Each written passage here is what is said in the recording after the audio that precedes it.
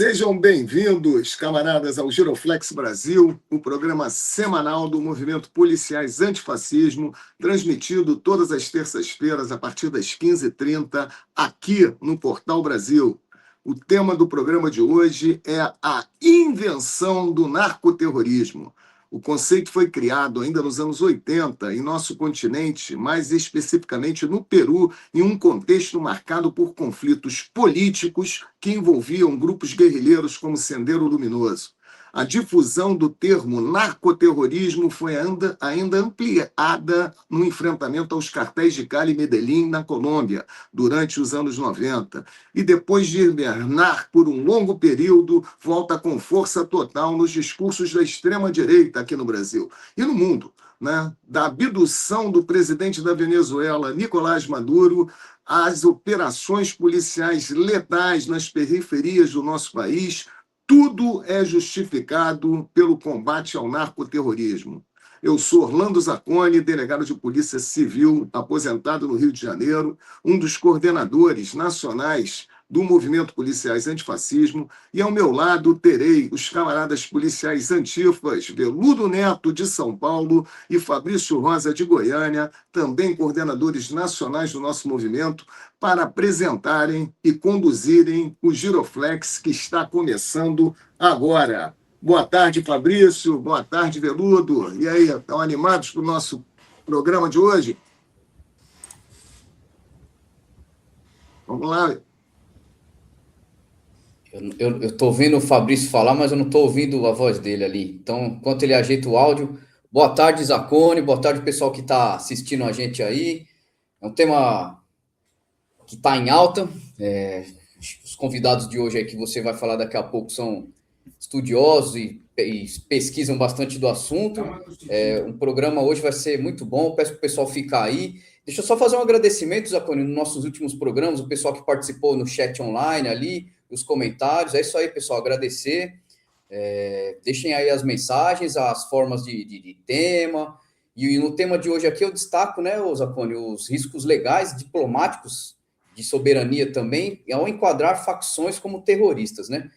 Para a gente tentar brevemente aí trazer o que é o terrorismo, pouquíssimas palavras, é a questão da violência política e de crime organizado, o crime, né, com fins lucrativos. Então, o que vai mudar na prática, enquadrando o pessoal as facções como terrorista, é a redução de garantias processuais e vai também impulsionar o encarceramento, né? No Congresso nosso aqui tem projetos de leis que estão sendo debatidos. Recentemente, a Argentina e o Paraguai também classificaram, né, como terroristas, salvo engano, aí o Comando Vermelho, o primeiro comando da capital.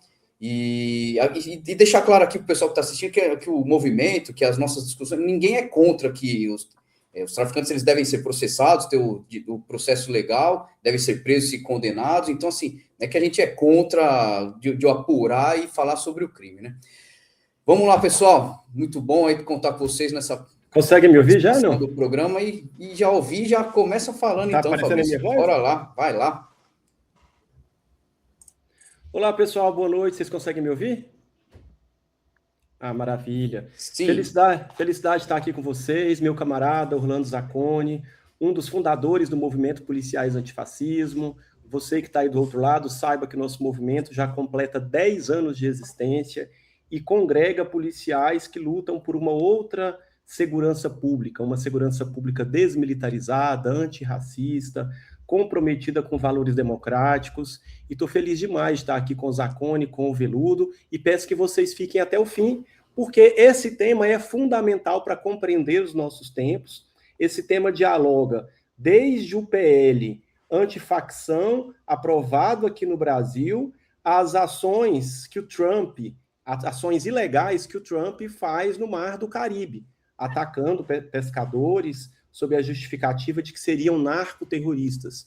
A gente sabe que o narcoterrorista é um termo, um rótulo político para justificar estratégias de combate ao crime organizado, enfim, uma tentativa de descrever grupos vinculados à venda de drogas, mas é um rótulo que maqueia o punitivismo, que maqueia o ataque à soberania. Então, é um tema absolutamente relevante para quem é policial ele dialoga, claro, com a segurança pública, mas dialoga, sobretudo, também com o direito internacional, com a proteção da soberania do nosso país. Então, é um tema muito quente, tenho certeza que vai ser um excelente programa, Zacconi. Maravilha, Fabrício.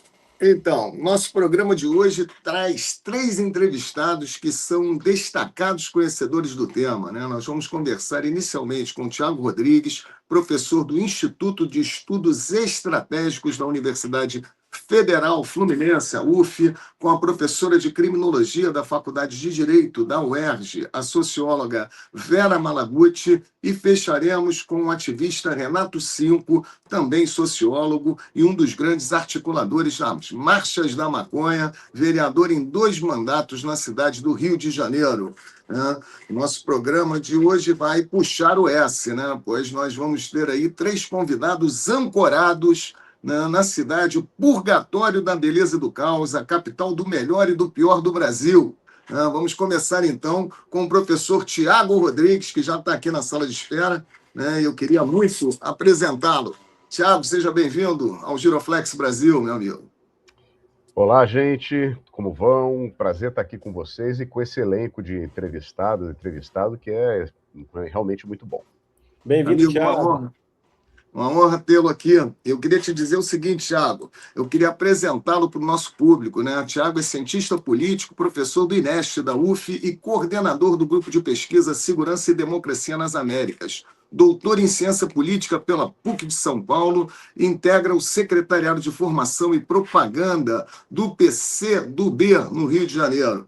Tiago, muito bem-vindo. Amigo, nós já dialogamos, né, sobre o tema das drogas, você inclusive esteve presente, né, na banca de doutorado na qual eu defendi a tese lá no Ciência Política da UF, Os Indignos de Vida, a forma jurídica da política de extermínio de inimigos na cidade do Rio de Janeiro. Queria começar contigo falando eu espero exatamente... que o Tiago tenha sido bem duro, viu? Porque o Zacconi foi bem duro na minha banca. O Tiago, ele conhece muito bem a construção do traficante como inimigo e como que a proposta do nosso programa de hoje, falando da invenção do narcoterrorismo, na verdade nós estamos falando de uma segunda invenção, porque a primeira é o traficante. Em que sentido o traficante é uma invenção? O traficante é uma invenção porque até os anos 60 não havia indicação, né, de ter um tipo penal diferente do usuário e um tipo penal para o traficante.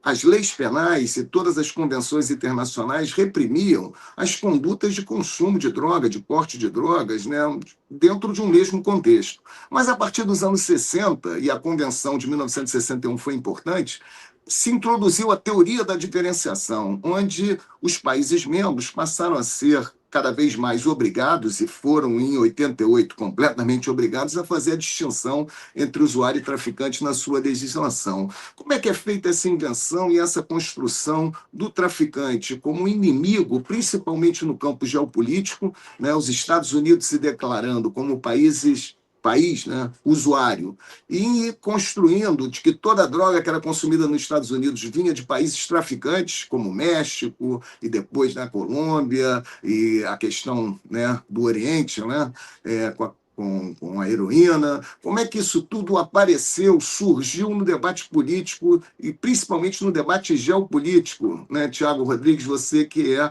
um grande especialista nesse assunto, o qual eu já indico, antes de você começar, né, a leitura de 2 livros que você lançou recentemente. Primeiro esse aqui, Política e Drogas nas Américas, e depois esse Drogas e Capitalismo, uma crítica marxista. Os 2 livros do Tiago Rodrigues estão aí à disposição de todos aqueles que quiserem ter uma visão, né, mais profunda sobre o tema. Tiago, seja bem-vindo.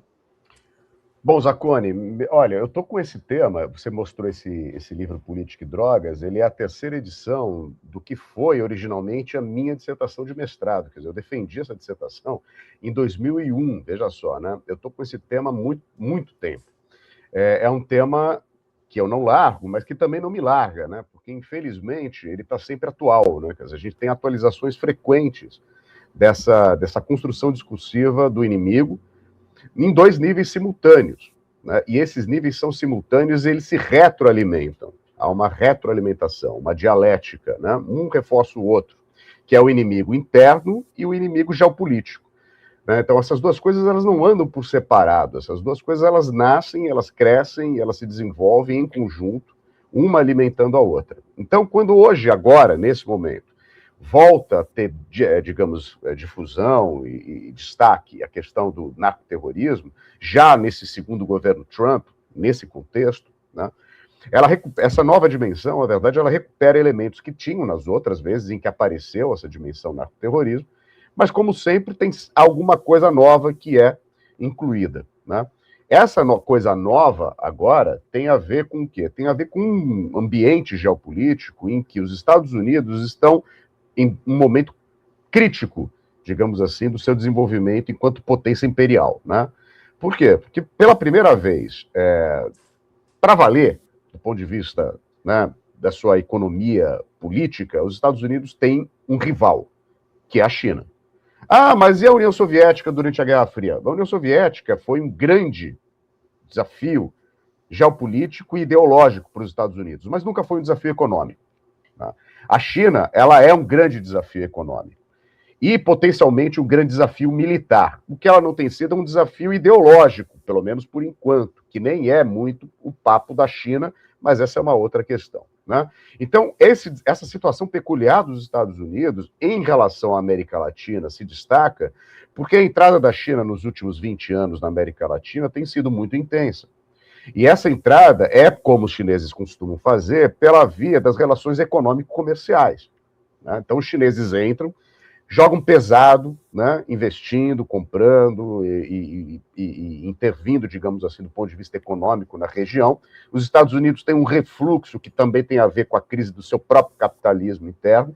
O Trump é um reflexo disso. Ele se elege prometendo que os Estados Unidos voltem a ser grandes de novo, de um jeito que eles jamais vão ser grandes de novo pelas próprias características estruturais do capitalismo. Mas, para milhões e milhões de estadunidenses que vivem, hoje em dia, numa situação de pobreza ou de miséria por conta dessas dinâmicas do capitalismo, o discurso era, digamos, muito apelativo, e Trump ele fica jogando sempre com essa ideia de que existe um inimigo que não é o próprio capitalismo, que esse inimigo é o inimigo que vem destruindo a vida dos estadunidenses. Isso se transmite também por discurso sobre as drogas, obviamente, que no caso do Trump tem a ver com as drogas ilegais e também com a população imigrante ou a população de origem estrangeira, né? Então, esses elementos são combinados, presença da China, a grande degradação social e econômica dos Estados Unidos, essa epidemia do uso de drogas, principalmente dos opioides, né, sintéticos, nos Estados Unidos, que não tem nada a ver com a China, mas que ele bota a culpa na China, né? E que tem na América Latina a disputa com a presença chinesa e os fluxos de imigração para os Estados Unidos constituem esse pano de fundo para a gente entender por que o Trump, no primeiro dia de mandato dele, no ano passado, já assinou um decreto, né, uma lei, um decreto executivo, né, que é um decreto presidencial, estabelecendo que uma série de grupos da América Latina passariam a ser classificados, grupos narcotraficantes, passariam a ser classificados como grupos narcoterroristas. Isso um pouco o Veludo já indicou na sua fala de abertura, né, consequências disso. Uma consequência imediata, né, é que classificar alguém na atual arquitetura de segurança e legislativa de defesa dos Estados Unidos significa colocar um grupo ou uma pessoa, né, ou um grupo de pessoas, sob leis que têm todas as características de lei de exceção e que são oriundas das leis que vieram para reagir aos atentados de 11 de setembro de 2001. Né? Então, tem uma combinação aí com uma legislação de exceção da guerra contra o terrorismo que vem dos atentados de 11 de setembro de 2001. Isso implica, por exemplo, dentre outras coisas, além do confisco de ativos, bloqueio de contas e, do ponto de vista internacional, bloqueios, embargos, etc., uma série de medidas, como, por exemplo, o aprisionamento sem justificativa formal, uma prisão por tempo indeterminado em lugares de exceção, como a base de Guantánamo, na ilha de Cuba, pessoas que estão lá há mais de uma década e meia sem nenhum devido processo legal, enfim. Ou a abdução de pessoas, como foi o caso do presidente Maduro e da esposa, né, que, como a gente sabe, eles foram roubados do seu país, eles foram abduzidos, eles foram sequestrados, não houve nenhum devido processo legal, eles não foram extraditados, eles simplesmente, uma força militar especial entra no país e leva preso a pessoa que é o presidente em exercício do país, né? Coisa que os Estados Unidos já tinham feito uma vez, em 89, no começo, finalzinho de 89, começo de 1990, no Panamá, com um outro cara, que era o presidente Manuel Noriega, também sob a acusação de narcotráfico na época já, né? Então, veja, essa forma de agir coloca chamar algum grupo, um grupo de pessoas de terroristas, já abre todo esse caminho. Então, o que há, né, é uma combinação entre dois elementos. Uma pista ampla e aberta para medidas securitárias e jurídicas de exceção ao chamar esses grupos ou essas pessoas de narcoterroristas, e, ao mesmo tempo, uma justificativa para intervenções na América Latina, que já foram utilizadas em outra época, nos anos 80, como o Zacconi mencionou na abertura dele, num contexto diferente, porque aquela época em que foi criado pela primeira vez, introduzida pela primeira vez, a ideia de narcoterrorismo, os terroristas, entre aspas, eram os guerrilheiros de esquerda que havia nos Andes, né? Mas hoje em dia, esses guerrilheiros, quando ainda estão em atividade, perderam amplamente, que é o caso do Exército de Libertação Nacional na Colômbia, mas hoje em dia é um caso residual, depois, né, do processo de paz com as Farc, por exemplo. Esses grupos perdem amplamente o seu substrato ideológico, né? Então não tem a ver com as guerrilhas comunistas dos anos 80, durante a Guerra Fria, mas a junção entre duas ideias muito embebidas em preconceito e numa imagem de monstruosidade e de periculosidade, que é narcotráfico e terrorismo, é muito tentadora para um governo autoritário como Trump, para que ele não fizesse, né? Porque essas duas ideias, quando elas são colocadas em conjunto, é como se fosse uma espécie de um super Frankenstein do mal, que não precisa de muita explicação, porque as pessoas, o senso comum, já está previamente preparado por décadas, para não dizer séculos, de preconceitos construídos contra imigrantes, contra drogas, contra governos estrangeiros, etc. Então é relativamente simples você dizer, olha, tá vendo? Tem um grande perigo que vem de fora com essas pessoas de pele escura e de hábitos perniciosos, e isso é muito tentador para que um governo, com os desafios que o Trump colocou para si, que é fazer com que os Estados Unidos sejam grandes de novo, sem que isso seja possível, pelo que ele está prometendo. Ele está prometendo renacionalizar as empresas americanas. Isso não acontece, não vai acontecer, né? Pela própria lógica do capitalismo. E, ao mesmo tempo, tirar milhões de pessoas da pobreza, que ele não vai conseguir fazer. Então, a criação de inimigos internos e externos, mais do que nunca lá para um governo como o Trump, de características autoritárias, populistas autoritárias, e com desafios que ele não vai conseguir cumprir, promessas que ele não vai entregar, cada vez mais essa declaração de guerra contra os inimigos já atávicos, inimigos que já são parte do senso comum dos Estados Unidos, é uma guerra muito tentadora para não ser declarada. E só para concluir essa minha explicação muito ampla, quer dizer, muito longa, isso tem a ver também e combina de uma forma muito perigosa para a gente com o que tem acontecido com o autoritarismo na América Latina. Porque nunca o intervencionismo geopolítico dos Estados Unidos, com o discurso de intervenção em guerra às drogas, foi feito apenas do lado dos Estados Unidos. Isso eu procuro explicar muito bem nesse livro aí, Política e Drogas nas Américas. A construção da guerra às drogas é uma construção simultânea dos Estados Unidos, que sem dúvida é o grande patrocinador disso, mas as elites latino-americanas embarcaram logo de cara, foram patrocinadoras muito entusiastas da guerra às drogas desde o começo do século XX. Depois dos anos 60, como o Zacconi mencionou, países como o Brasil são signatários e depois, né, fizeram todo o processo de adequação legal, né, de entronização do direito internacional a toque de caixa, coisas assim que demoram, às vezes, muitos anos para serem lidas pelo direito nacional, foram lidas rapidamente. O Brasil assinou a Convenção de 61 contra as drogas e ratificou em 64. E é curioso que foi uma das primeiras ratificações depois do golpe de Estado de 64. Foi a ratificação da Convenção Única da ONU sobre Drogas. Então, isso no processo diplomático jurídico, 3 anos, é rapidíssimo, né? Então, esse processo é muito ágil porque ele interessa demais às elites latino-americanas, porque declarar guerra ao inimigo interno pode ser geopolítico, é importante para os Estados Unidos, e o interno americano também é importante, mas os inimigos internos nossos aqui têm mais ou menos características parecidas. São as populações excluídas pelo próprio modelo social e econômico que a gente tem. Então, essa conexão é uma conexão já velha de guerra, digamos assim, desculpe o trocadilho, né? Mas, para nós aqui agora, ela também ganha uma atualidade. Hoje em dia, a gente vê a declaração do Trump, os grupos que são incluídos como narcoterroristas. Minha gente, quando eu digo que narcoterrorismo não existe como tal, como um fenômeno, né?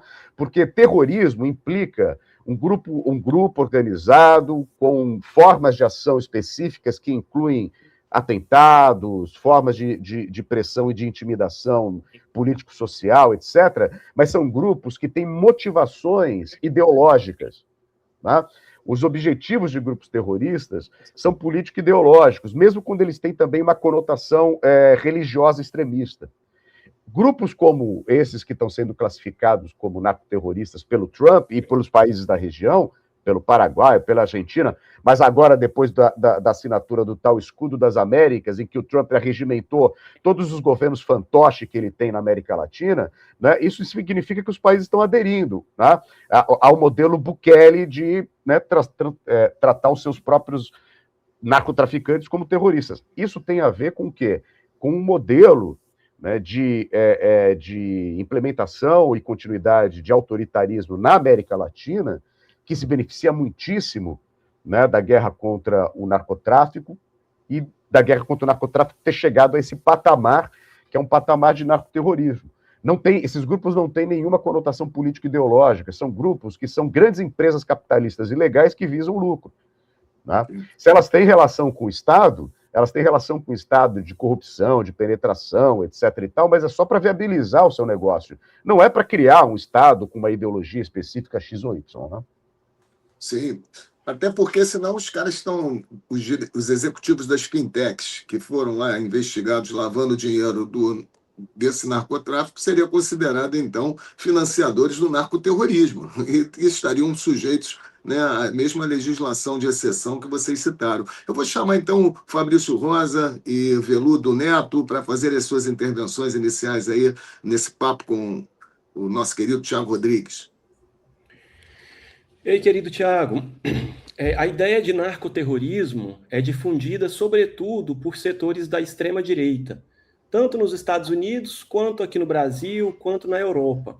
A gente vai ver a atuação do capitão Derrite, ex-secretário de Segurança Pública de São Paulo e também deputado federal, mas vários projetos em 2024, 2025, que foram apresentados sobretudo por parlamentares da bancada da segurança pública ou da chamada bancada da bala,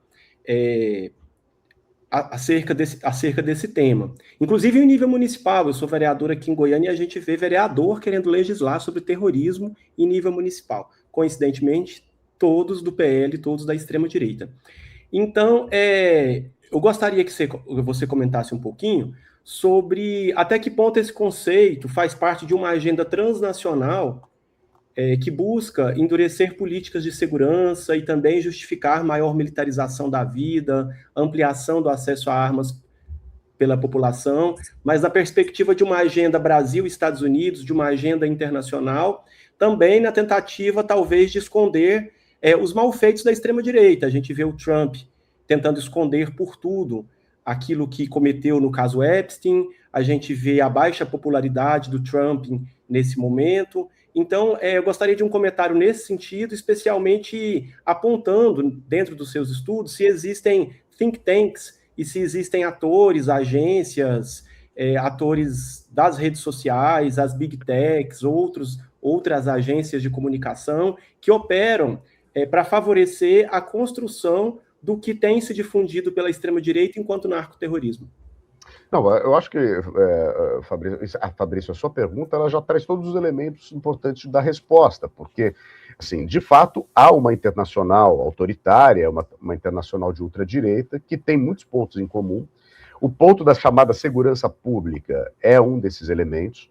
Nós, no campo democrático de esquerda, estamos tentando né, os policiais antifascistas são parte desse esforço, nos apropriarmos de um tema que foi negligenciado, e aí é uma meia-culpa que a esquerda tem que fazer, foi negligenciado com pequenas e poucas exceções, né, como as políticas do Rio de Janeiro durante o período Brizola, enfim. Mas, geralmente, não é só uma questão brasileira, as esquerdas têm uma dificuldade brutal de lidar com esse tema que acabou sendo apropriado pela direita e, independente de fazer sentido, de ter capacidade mesmo de legislar ou não sobre a questão, o argumento segurança pública é um argumento que vai, como você mesmo está percebendo aí, da vereância, né, ao senador.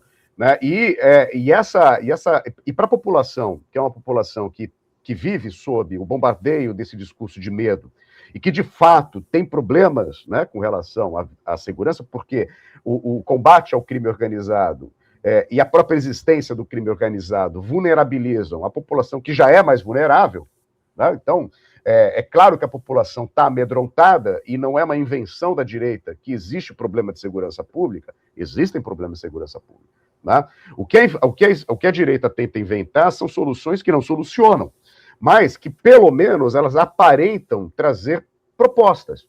O caso do Bukele, por exemplo, né, que acho que daí resume um pouco a resposta sobre a sua preocupação, é muito ilustrativo. Né? El Salvador é um país que tem 3 milhões de habitantes. Né?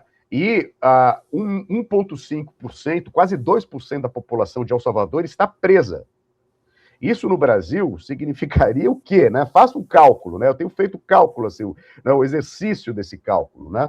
Em países como o nosso, o que significaria 2% de uma população de 220 milhões de pessoas presa? Né? A gente teria o quê? 3, 4 milhões de pessoas presas? Né?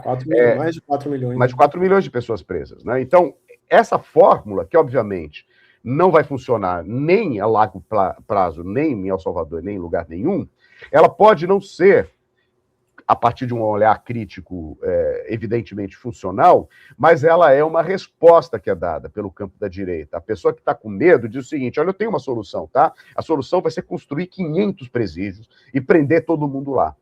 Né? Tá, tudo bem, não é solução para nada, inclusive porque o crime organizado seria um grande serviço, porque o crime organizado, principalmente o nosso, se organiza, cresce e tem o seu quartel-general no sistema penitenciário, né?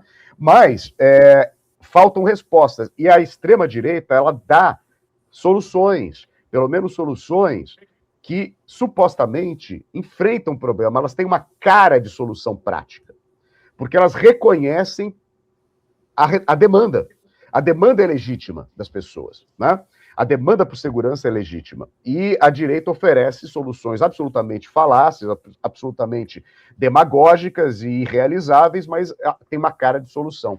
Isso é muito importante. O Trump, acredito eu, a gente está aqui num programa que vai ao ar poucos dias depois, né, da assinatura desse tal acordo de escudo para as Américas e dessa pressão que começa a ser montada e encaminhada para que grupos como o PCC e o Comando Vermelho sejam incluídos nessa lista de organizações narcoterroristas, coisas que começaram a acontecer já desde o comecinho do governo Trump. Né, pressões da nossa ultradireita. Isso vai ter algum impacto direto no PCC e no Comando Vermelho? Pouquíssimo ou nenhum, porque PCC e Comando Vermelho não têm interesses dentro dos Estados Unidos. Né? Quer dizer, o que tem ativos a serem bloqueados do PCC nos Estados Unidos? Né? Agora, vai ser um grande elemento de munição para a nossa ultradireita num ano eleitoral. Né? Então, eu ousaria dizer aqui que a inclusão de PCC e Comando Vermelho como grupos narcoterroristas é uma jogada política do Trump para intervir nas nossas eleições presidenciais desse ano. Professor, eu ia claramente isso. Eu ia nessa linha mesmo que o professor trouxe, que os últimos noticiários estão dando conta, né, que estão dando notícia aqui do PCC e do Comando Vermelho, né, de serem declarados por ele como... Eu ia fazer essa pergunta aí, eu falei, deixa eu até interromper para não roubar minha pergunta aqui. É um pretexto, né, para entrar na nossa política, acho que isso, porque a gente tem visto aí nos últimos, na América Latina aqui, onde eles vieram atuando, e o Brasil está até, entre aspas, um pouco mais quieto na política deles, né?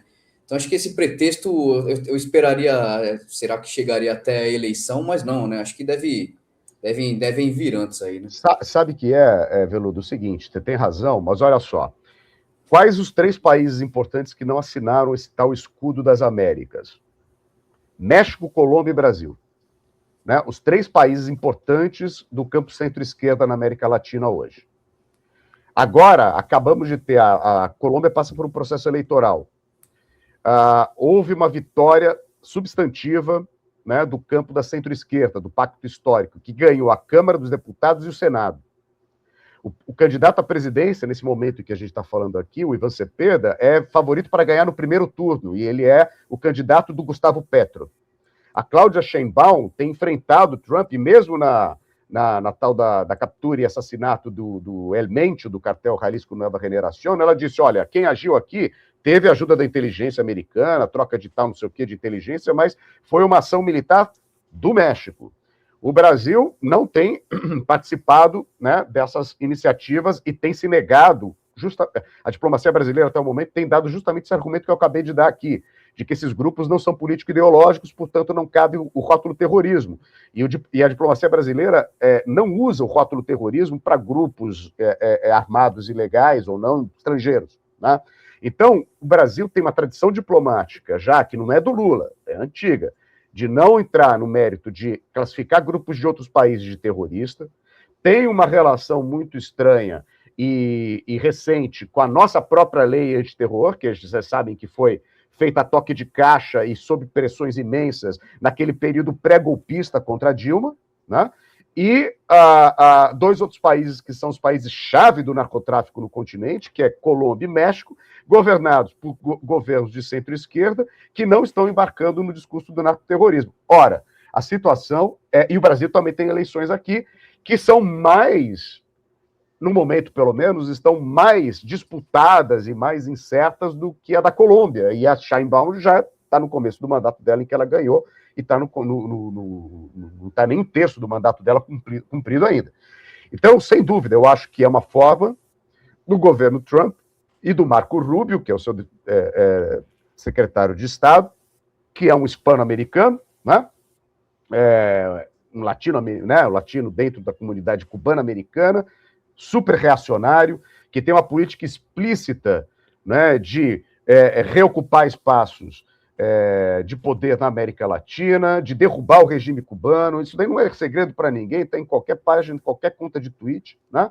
Então, assim, eu concordo, há uma pressão, comunicando as 2 questões, né, tanto a do Fabrício quanto a do Veludo, que de fato é uma pressão, faz parte do jogo eleitoral. Classificar a PCC e Comando Vermelho como terrorista não tem nenhum impacto do ponto de vista formal no combate a esses grupos, que continuarão fortes, mas tem um impacto, ou seja, se a gente quer enfraquecer esses grupos, eu acredito que a gente deva enfraquecê-los, não é esse o caminho do combate. Esse caminho do combate é puramente de intervenção político-ideológica na nossa política interna. Maravilha, Tiago. Deixa eu só, aproveitando que nós já estamos com a professora Vera Malaguti na sala de espera, eu queria te fazer uma pergunta já para encaminhar até o encerramento desse primeiro momento do nosso programa, nesse papo contigo, que foi muito esclarecedor em diferentes aspectos, principalmente no campo geopolítico. Queria saber de você, Tiago, como é que a gente pode, até aproveitando a sua posição aí, né, dentro do PCdoB, né, integrando o secretariado de formação, como é que a esquerda deve se comportar nesse debate hoje, principalmente no campo geopolítico, principalmente com a fala que o Lula fez, que não era uma fala errada, completamente errada não, dizendo que os traficantes são vítimas dos usuários, porque no campo geopolítico os Estados Unidos sempre se colocou como usuários e os países, México, Colômbia, Venezuela, tudo é país traficante, é assim que eles tratam, né? E a questão toda, e no seu livro você coloca muito bem, primeiro que nem toda droga que entrou nos Estados Unidos e que entra nos Estados Unidos são produzidas fora. A maconha, então, principalmente, você sempre teve plantações extensas, e hoje, com a legalização da maconha no território estadunidense, mais ainda. Então, quer dizer, como é que a esquerda tem que se comportar para quebrar esse discurso imperialista, porque tudo isso tem na sua base, né, fortalecer o imperialismo. Como é que nós vamos fazer um contradiscurso? Até hoje, o discurso nosso era a legalização das drogas. né? É um discurso clássico, porque eu vou discordar até um pouco do Veluto, quando ele diz no início do programa que nós não somos contra prender, processar, julgar os traficantes. Não, nós somos a favor de acabar com o tráfico. E a ideia nossa sempre foi histórica de legalizar as drogas para acabar com o tráfico. Se as drogas fossem legalizadas, o tráfico não existiria.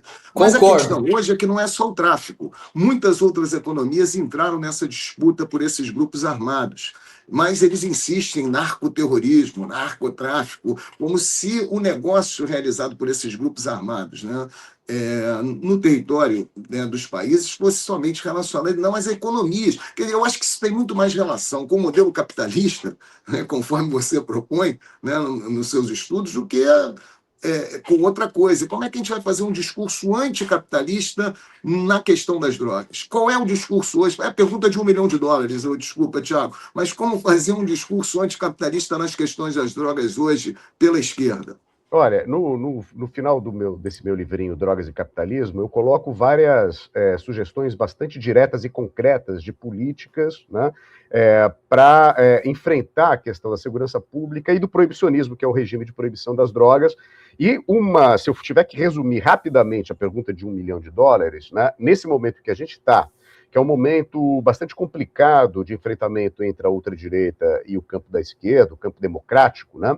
Que é basicamente assim, a polarização chegou ao nível da gente falar em campo democrático e campo autoritário, né? Porque o que é a ultradireita, ela engoliu, inclusive, a direita tradicional, como a gente sabe bem, e virou tudo um grande campo do autoritarismo.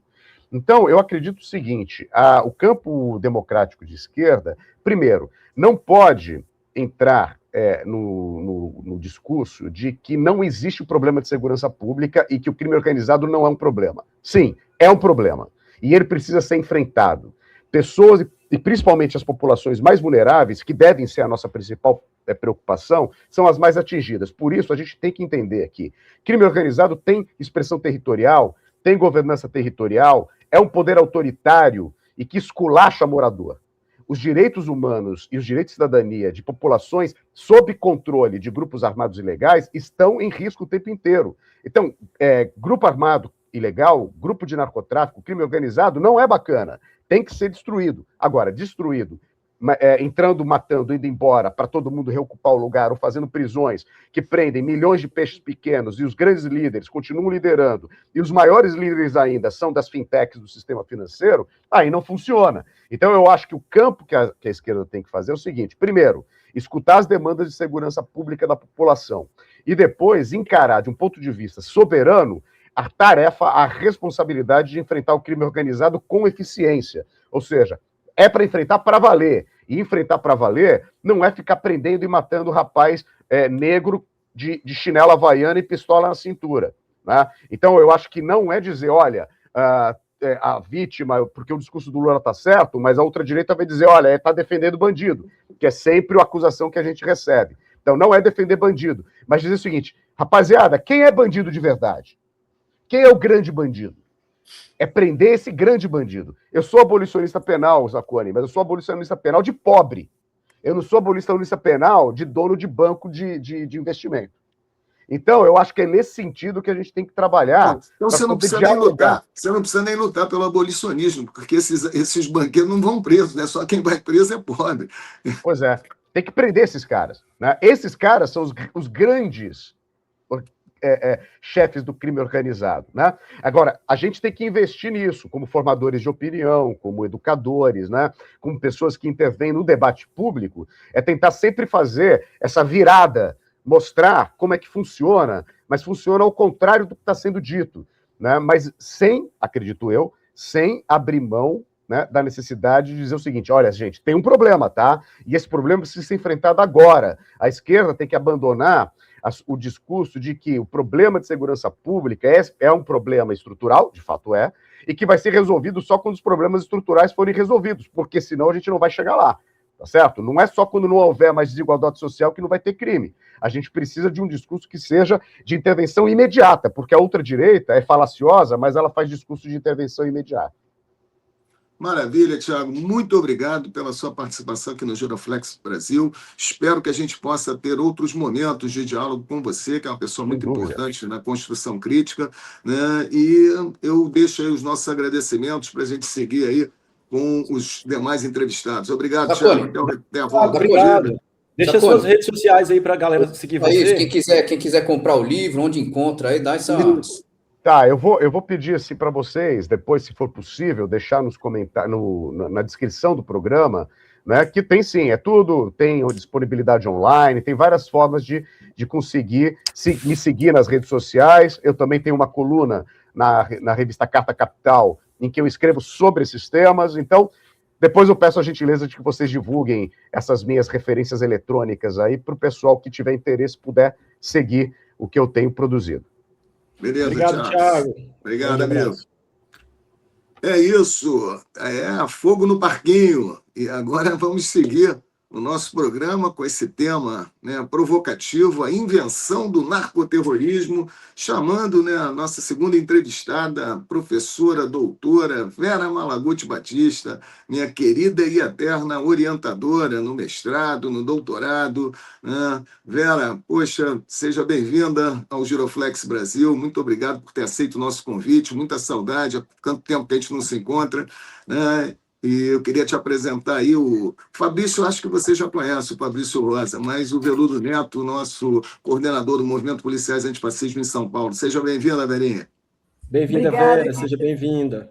Obrigada. Deixa eu só te apresentar, antes da gente começar o papo. Vera Malaguti é secretária executiva do Instituto Carioca de Criminologia, professora de Criminologia da Faculdade de Direito da UERJ, né? Doutora e pós-doutora em Saúde Coletiva pelo Instituto de Medicina Social da Universidade do Rio de Janeiro e, como eu já falei, minha eterna orientadora, né? Uma emoção grande tê-la aqui, né, no programa dos policiais antifascismo, até porque a Vera Malaguti foi testemunha da criação desse nosso movimento no primeiro encontro nacional nosso que aconteceu na sede da OAB RJ, e a professora Vera, junto com o professor Nilo Batista, estavam na mesa, né, praticamente da criação do nosso movimento. Muito obrigado, Verinha, por estar aqui com a gente.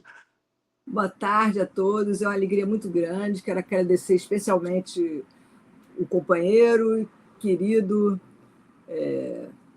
Orlando Zacone, pela trajetória dele, os companheiros Fabrício Rosa, Veludo Neto, todos que estão nos escutando, vão nos escutar. Saudar o Tiago Rodrigues, que também, e o Renato Cinco, que vem depois, que são pessoas que também há muito tempo, né, nessa longa estrada, né?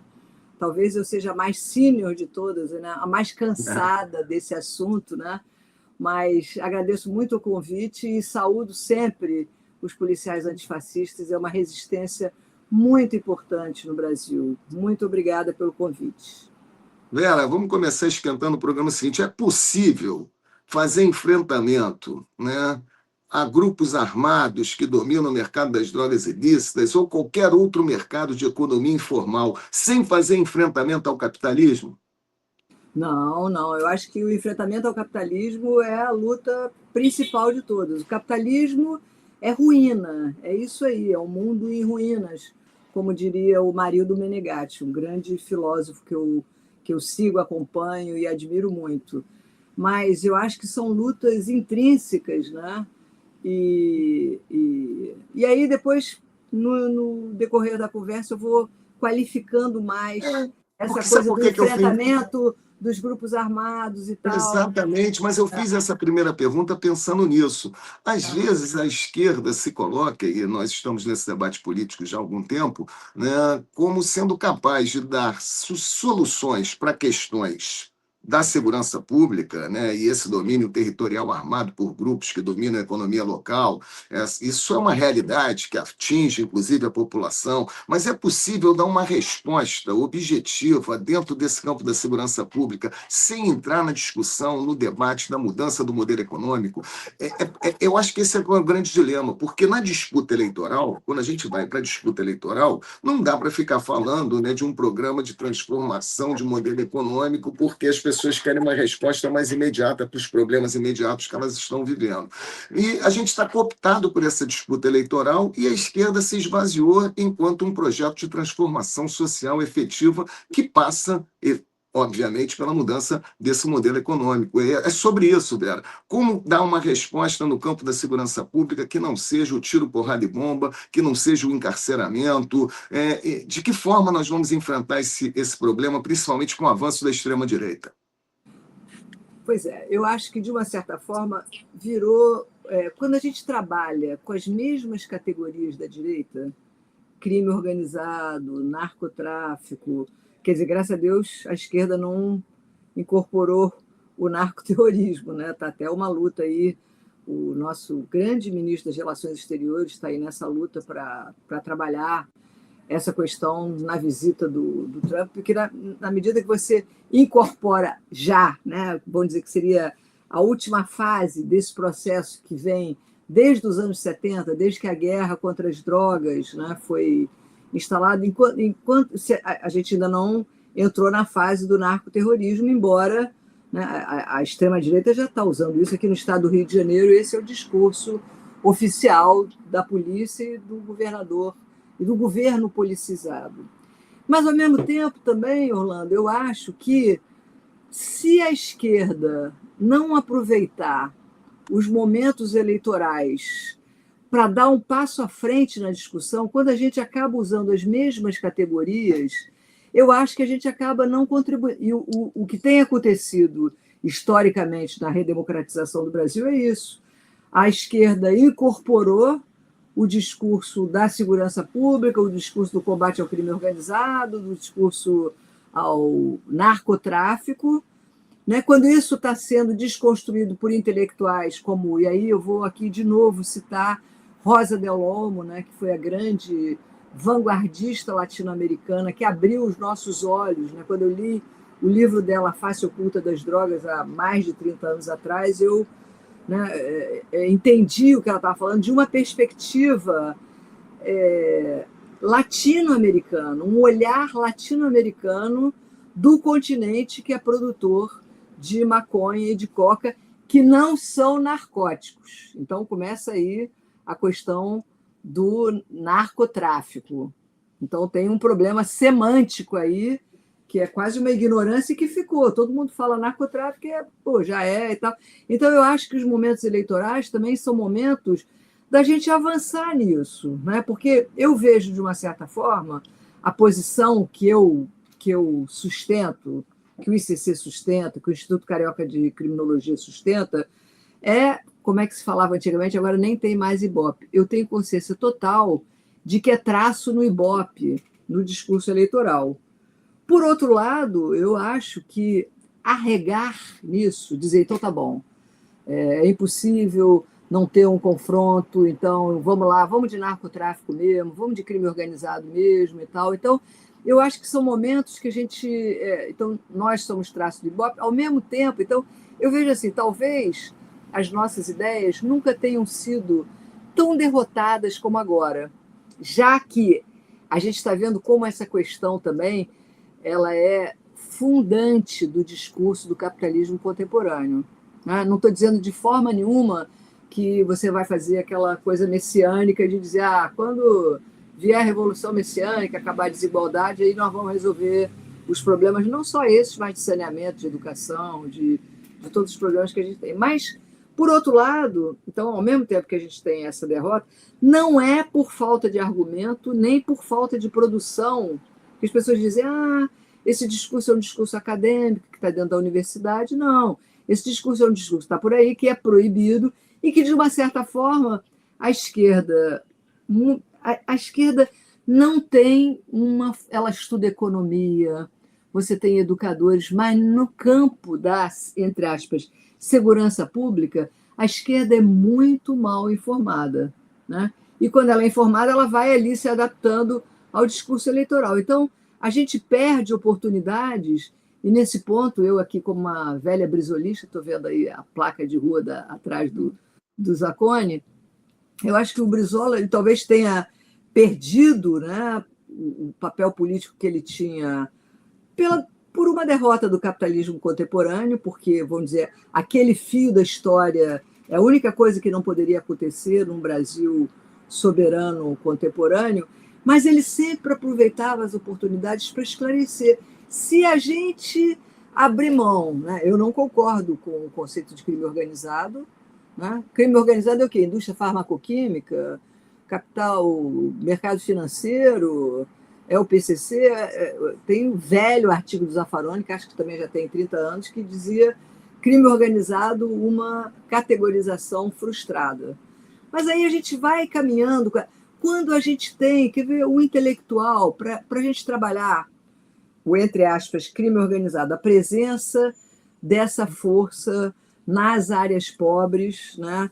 E tudo que ela tem, tudo que esse setor informal que se brutalizou pela guerra contra as drogas, né?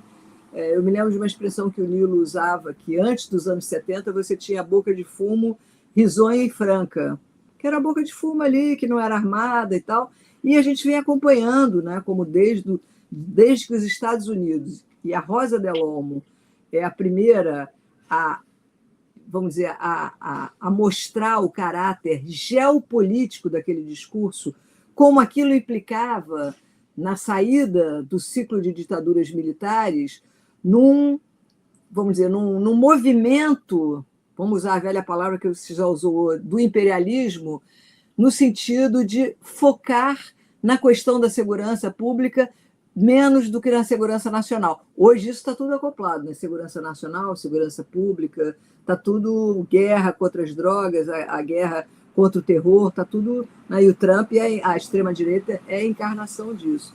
Mas eu acho que a gente tem um pensador que eu acho que a gente lê muito pouco e que eu acho que talvez seja um dos maiores pensadores brasileiros, inclusive para pensar esse assunto, é o geógrafo Milton Santos. Né? Quando ele fala das economias populares, né? Esse crescimento do mercado varejista de drogas e nós continuamos trabalhando com o varejo, né? Não com o atacado, que é um outro nível. Eu não estou querendo dizer o bandido mesmo estará Vieira solto, porque eu acho que isso também é um papo super furado.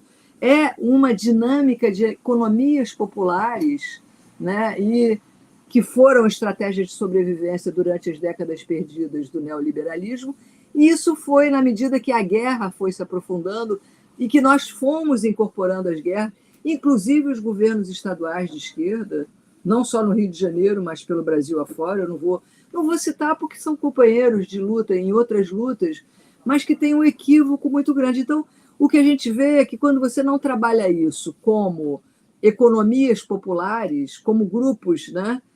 Como é que você acaba uma guerra? Né? Como é que está lá o Zelensky e o Putin pelo menos fingindo que está conversando, mas tocando pau lá na guerra, e o Zelensky lá se agarrando lá na OTAN, tentando se agarrar na OTAN. Mas como é que faz? São conversas entre os grupos. Isso é uma coisa que nunca foi proposto no Rio de Janeiro e no Brasil. Né? Você poderia, de uma certa forma, como é que você vai acabar com conflitos de grupos que estão organizados de uma certa forma dentro de economias informais de alta e economias populares de alta rentabilidade? Como é que você vai fazer? Se você não vai trabalhar negociações de... É uma guerra, não é uma guerra? Para acabar... Eu nunca vi nenhuma guerra acabar sem que tenha havido negociações. Eu sei que eu vou falar isso, eu já estou, porque negociar com o capeta, mas ou você vai para o confronto na guerra, e aí como é que você faz um confronto mais leve, um confronto, como era o caso das UPPs, como é que você vai fazer? Ocupando o território, que é incrível como a palavra território, porque o Milton Santos, o geógrafo Milton Santos, o grande brasileiro Milton Santos, ele tem livros e livros sobre o conceito de território. A professora Adélia Aparecida de Souza, né, que é a grande companheira de Milton Santos, que está viva, produzindo. Outro dia até recebi um volante sobre... Milton Santos está fazendo 100 anos esse ano. deveria ser super homenageado. Então, se a gente mudasse o olhar, então, eu, por exemplo, eu não me arrego, não. Eu não mudo de posição com relação a que nós temos que desconstruir as categorias de crime organizado, de narcotráfico e agora de narcoterrorismo, que é como se fosse uma lógico, um encadeamento lógico. É lógico que ia acabar em narcoterrorismo. Foi para isso que foi concebido nos anos 70, para que as Forças Armadas estadunidenses deixassem de investir tanto nos exércitos e passasse mais a investir nas polícias, né? Então, você vê SEALs fazendo a formação de policiais civis. Hoje em dia, quando eu vejo um policial civil de terno e gravata, eu fico tão feliz quando eu vejo que ele não está vestido para a guerra, com aquelas roupas do Iraque, aquela coisa. Eu falo, meu Deus, ainda tem algum eco assim, do discurso jurídico nessa discussão.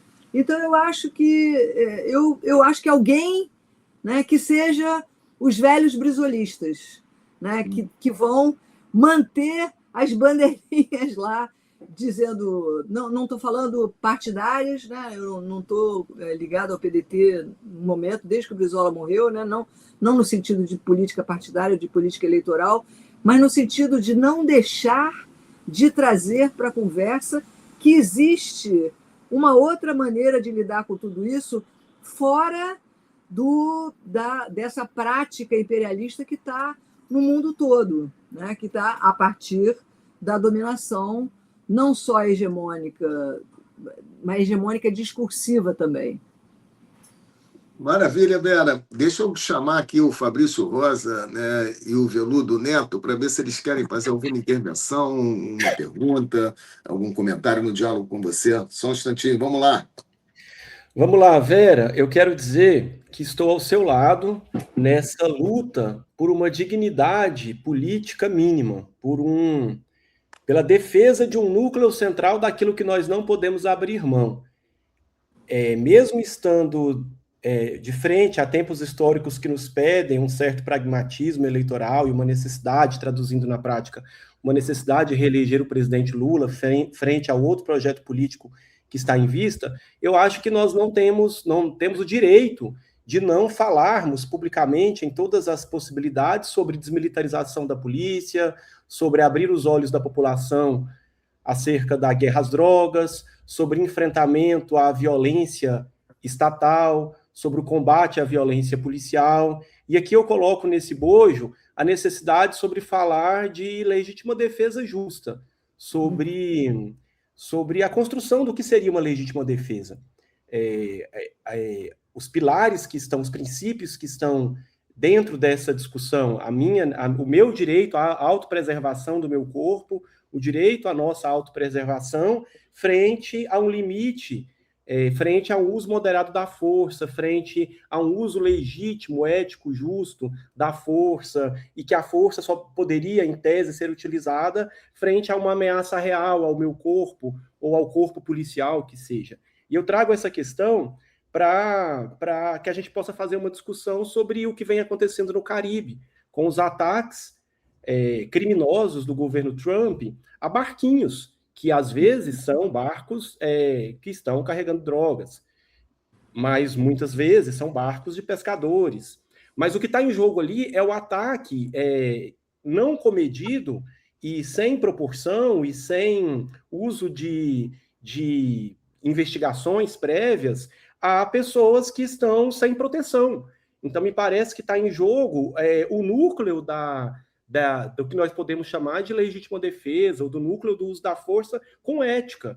Então, eu queria te ouvir um pouco sobre isso, e também te perguntar, enquanto uma pesquisadora mais experiente que nós, onde estão as convenções internacionais, onde estão os organismos internacionais? Quando nós percebemos o Trump agir assim, ele coloca por terra todas as convenções, a Convenção sobre Direito do Mar, em tese, o alto mar é patrimônio comum da humanidade, nenhum Estado exerce soberania no alto mar, em tese, a Carta da ONU proíbe o uso unilateral da força, a única exceção seria a autodefesa ou uma suposta autorização do Conselho de Segurança da ONU, que nunca vem, nem no Iraque, nem no Irã, nem em lugar nenhum. Enfim, onde estão as convenções internacionais? Onde está esse desenho que nós construímos ao longo dos últimos 70, 80 anos de proteção das soberanias, de busca da paz?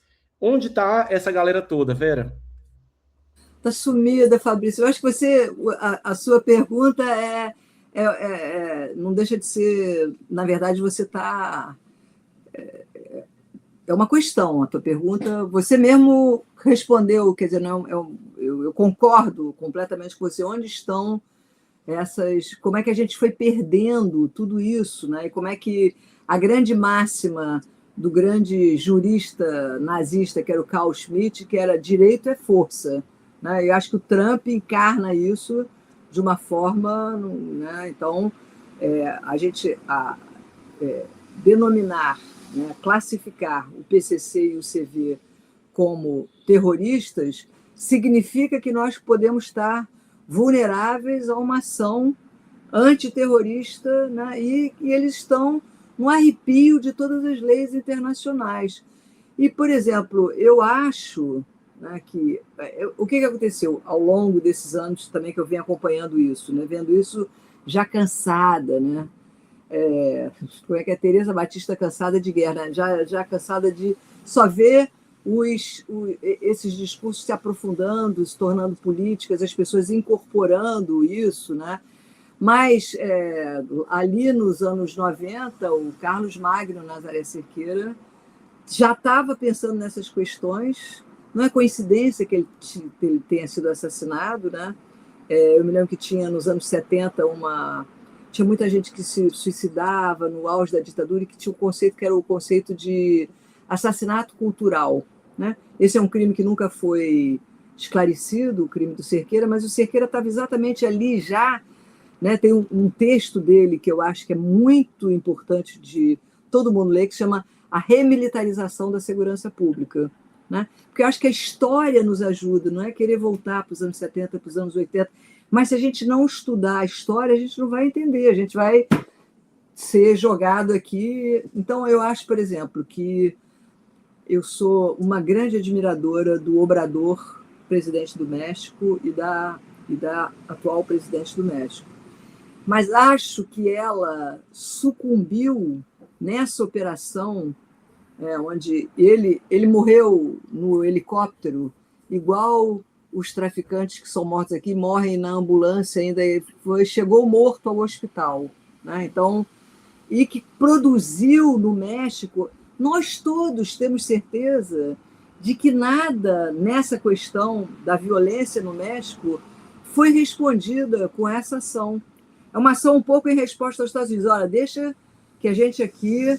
Tanto que eu já vi o Lula, que concordo completamente, né, de que nós temos agora um desafio eleitoral que não tem como não tomar lado, né, contra o fascismo, contra, né, os replicantes desse movimento fascista internacional. Mas quando você cede, quando você arrega, quando você diz, tá bom, eu, na questão migratória, nessa questão aqui das tarifas, eu não, mas na questão, eu já vi o presidente Lula dizer isso, na questão do combate ao narcotráfico, podemos fazer alguma coisa juntos.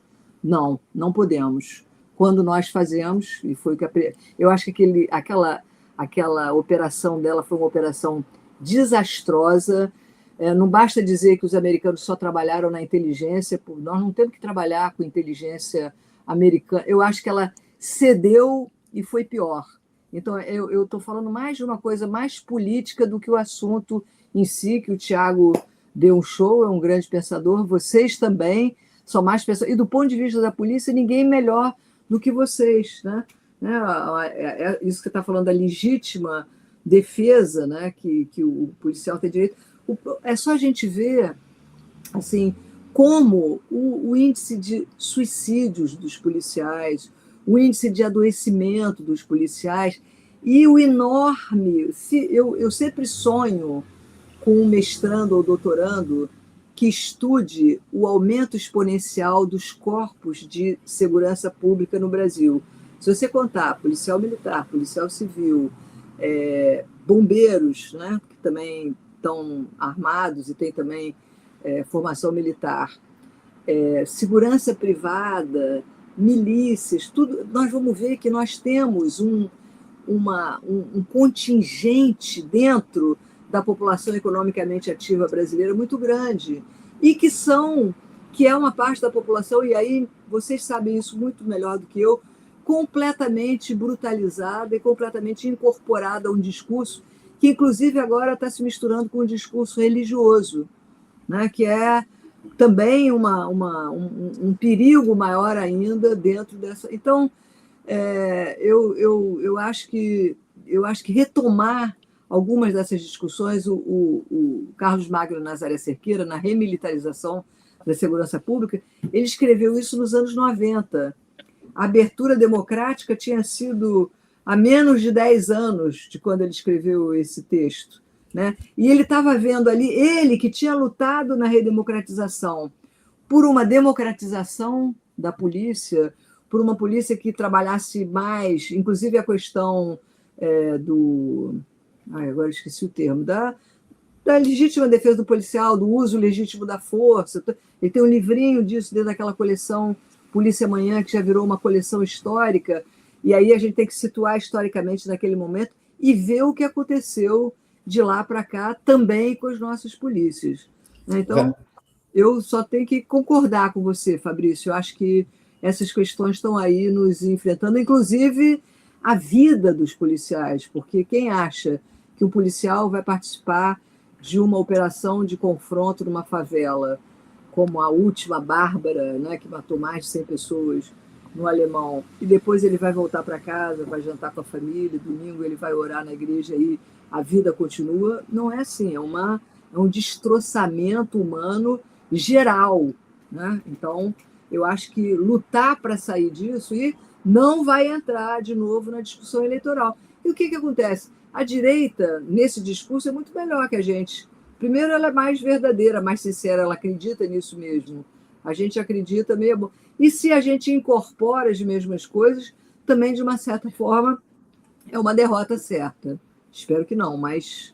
Né, eu já vi que, para variar, eu já vi isso acontecer, pois é, quando você vai ficando velho, eu já estou velha, mas as coisas se repetem, né? Então, cada eleição fala, não, meu Deus, de novo, nós vamos nos arregar para o discurso da segurança pública, que já é. Né? Então, eu acho que alguém tem que segurar essa bandeirinha lá no meio no meio dessa discurseira toda.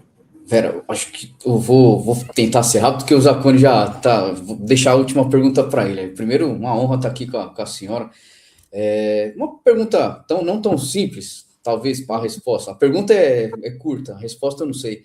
A senhora trouxe os profissionais de segurança pública, as forças policiais. Como que a gente conversa com o trabalhador de base, com o pessoal da base, traz esse discurso que às vezes parece geopoliticamente tão distante, mas ele está no dia a dia nosso aqui? A gente tem essa política de falar com o trabalhador policial, com a trabalhadora, né? Como que a gente fala com o pessoal da base aí, desse discurso de desconstruir esse assunto todo? Eu acho que isso é uma tarefa cada dia mais difícil, né? Porque houve também, por conta, é uma espécie de é como se fosse um bunker, né? Hoje em dia, quando você vê o discurso das autoridades, eu me lembro, por isso que eu estou dizendo, com o tempo passando, não vou falar só do Brizola, mas vou falar do Franco Montoro, do Miguel Arraes, né?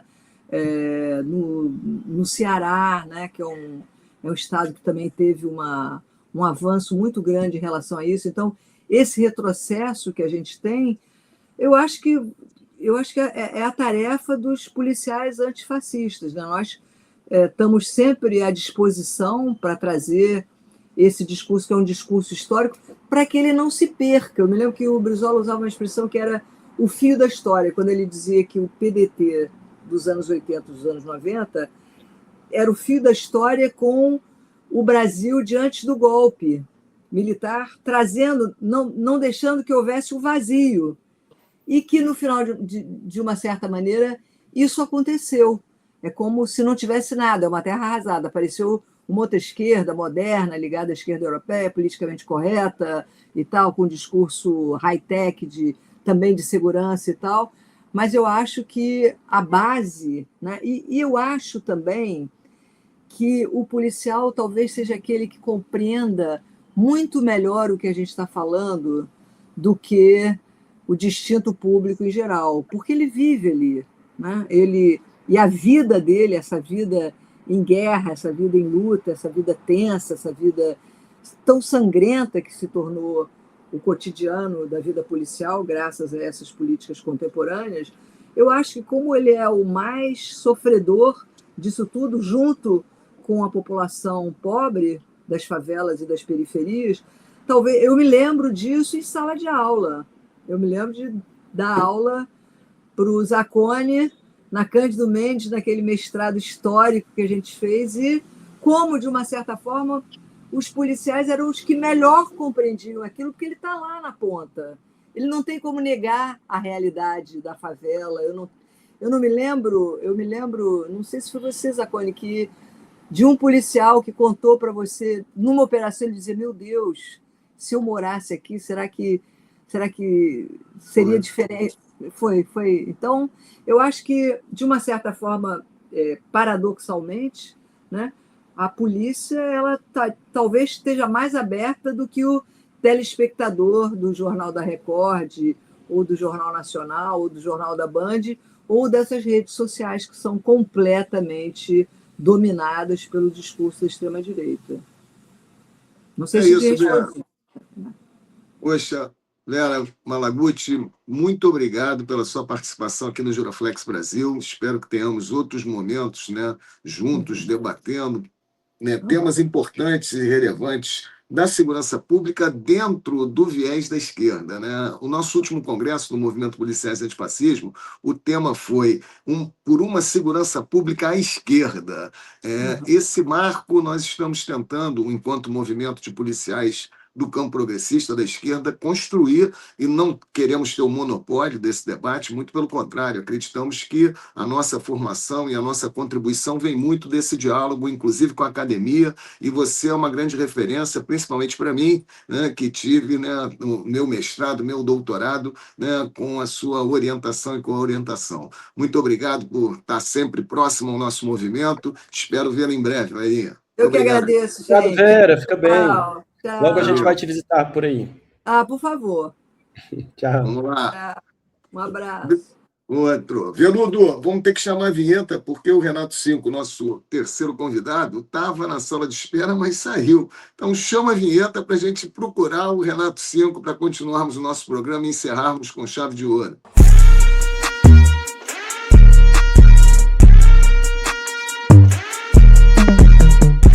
E o nosso programa segue no debate sobre a invenção do narcoterrorismo. Acho que, antes de chamar o nosso terceiro convidado, né, de hoje, que é o ativista Renato Cinco, meu amigo aqui do Rio de Janeiro, eu vou passar a palavra primeiro para o Veludo e para o Fabrício, para que eles tragam algumas informações do nosso programa antes de chamarmos o nosso terceiro convidado. Olha só, amigo e amiga que está aí do outro lado da telinha, você que se considera uma pessoa antifascista ou que quer apoiar a causa não só no Brasil, mas internacionalmente, eu quero te convidar a participar da primeira Conferência Internacional Antifascista pela Soberania dos Povos. Agenda aí, dá um Google, vai acontecer em Porto Alegre, do dia 26 a 29 de março, agora no final do mês. O Movimento Policiais Antifascismo vai ter uma mesa ali, são dezenas de atividades autogestionadas, se não me engano, mais de 80 mesas já estão confirmadas, mais de 2.000 pessoas já se inscreveram, nós teremos companheiros e camaradas da Venezuela, da Argentina, do Uruguai, vários movimentos antifascismo aqui do Brasil, então você está convidado, está intimado a participar. 26 a 29 de março, lá em Porto Alegre. Show! O meu recado é o seguinte, sempre tive vontade de falar isso, hein, Zacconi? Pessoal que não está seguindo, segue aí o Farol Brasil, clica para se inscrever no canal, clica aí no sininho para avisar também quando vier o programa do Giroflex Brasil. E também, pessoal que está assistindo ao vivo aí no chat e também nos comentários, Nós ainda não tivemos a presença aqui do Jones Manuel, então vamos fazer uma hashtag aí, Jones Manuel no Giroflex Brasil, e vamos trazer ele aqui também para debater, falar sobre segurança pública. É importante trazer ele aqui, mandar um abraço para o pessoal que está acompanhando a gente aqui que está acompanhando a gente no programa aqui. E o Zacconi e o Fabrício Rosa aí sempre muito bom nas discussões. O pessoal que está acompanhando aqui já viu que teve eu não concordo, eu concordo, não concordo. A hora que a gente chamar o Renato 5 aí, a gente traz essa questão, que é importante para a gente ver o que o pessoal tá achando aí do nosso programa aí. Já rodamos a vinheta, né, Zacconi? Maravilha, já rodamos Beluso. a vinheta. Vamos convidar, então vamos chamar agora para o salão o nosso terceiro convidado da noite, Renato 5, meu amigo Renato 5. Eu queria só, antes de apresentar o Renato 5, contar uma história interessante. Certa feita, eu agora estou aposentado, já tenho quase 3 anos, mas eu fui responder na corregedoria de polícia e o delegado me mostrava fotos em que eu estava no carnaval ao lado do Renato 5, no bloco Planta na Mente, que sai toda quarta-feira de cinzas, na Lapa. E o delegado queria saber o que eu estava fazendo num bloco que defendia a legalização da maconha. Ele me perguntou o que o senhor estava fazendo nesse bloco. Eu olhei para ele, estava brincando no carnaval com o meu amigo Renato 5. Sensacional. Não preciso de nenhuma outra prova mais para te condenar no processo administrativo, Zacconi. É por causa disso que você está aposentado. Exatamente. Mas o Renato 5, para quem não conhece, ele é sociólogo, vereador em 2 mandatos na cidade do Rio de Janeiro, né, pelo PSOL, na época ele era afiliado ao PSOL, e um dos grandes ativistas pela legalização da maconha em nosso país. Renato 5 tem uma importância gigante, né, naquilo que ficou conhecido como Marcha da Maconha, né, e que realmente foi, na genealogia, um movimento, o primeiro movimento, né, a ir para as ruas. Estava todo mundo em casa e, de repente, tinha um grupo de ativistas na rua pedindo a modificação da legislação, falando em legalização da maconha, e o Renato estava lá e eu tive um encontro com ele, né, que foi muito importante nesse debate, porque em 2008 as marchas da maconha eram perseguidas em todo o país, né, e seus ativistas também, pelos ministérios públicos, né, pela polícia, e foi necessário uma ação que foi ajuizada, né, no Supremo Tribunal Federal para que em 2010 ou 2011, agora não me falha aí o ano correto certinho, mas foi um ou outro, né, em que o Supremo Tribunal Federal declarou, né, constitucional, legal, né, todas as manifestações a favor da legalização da maconha, porque não poderia ser diferente, né? Nada mais normal e constitucional do que você ir às ruas pedir a modificação de uma lei, né? Quer dizer, a maconha ela não é proibida por um decreto divino, mas ela é proibida por uma decisão dos homens. Tanto é que aqui no Uruguai, do lado, né? Assim como no Canadá, nós já temos 2 países, né, que legalizaram a maconha. Nos Estados Unidos, a gente está com muitos estados, mas ainda não houve a federalização. E deixando aqui claro que legalizar é regulamentar a produção, o comércio e o consumo. Tem que ter as 3 fases. A Holanda, por exemplo, nunca legalizou a maconha. O que ela fez e faz até hoje é uma autorização especial. Mas quem sabe muito mais do que eu sobre esse assunto da legalização da maconha e o que isso tem, né, de relação com o tema proposto, que é a invenção do narcoterrorismo, é o Renato 5. Renato, seja bem-vindo aqui ao Giroflex Brasil, uma honra tê-lo aqui, amigo. Orlando, a honra é toda minha, né? Quero primeiro te dar boa noite, né, para o Veludo e para o Fabrício também, agradecer muito a oportunidade de estar aqui. Já que o Zacconi começou contando historinha, eu vou começar contando historinha também, né? Porque, inclusive, quero dizer que na hora que entrou a vinheta, eu quase corri aqui, né? Tem a sirene, né? A sirene toca terror. E aí me lembrou da historinha, o dia que eu conheci o Zacconi. Não sei se o Zacconi lembra como a gente se conheceu. Primeira vez que a gente se falou foi 1 ou 2 dias depois de eu ter sido preso, né, distribuindo panfletos divulgando a Marcha da Maconha, né, que eu fui preso em 2008 e 2011, né?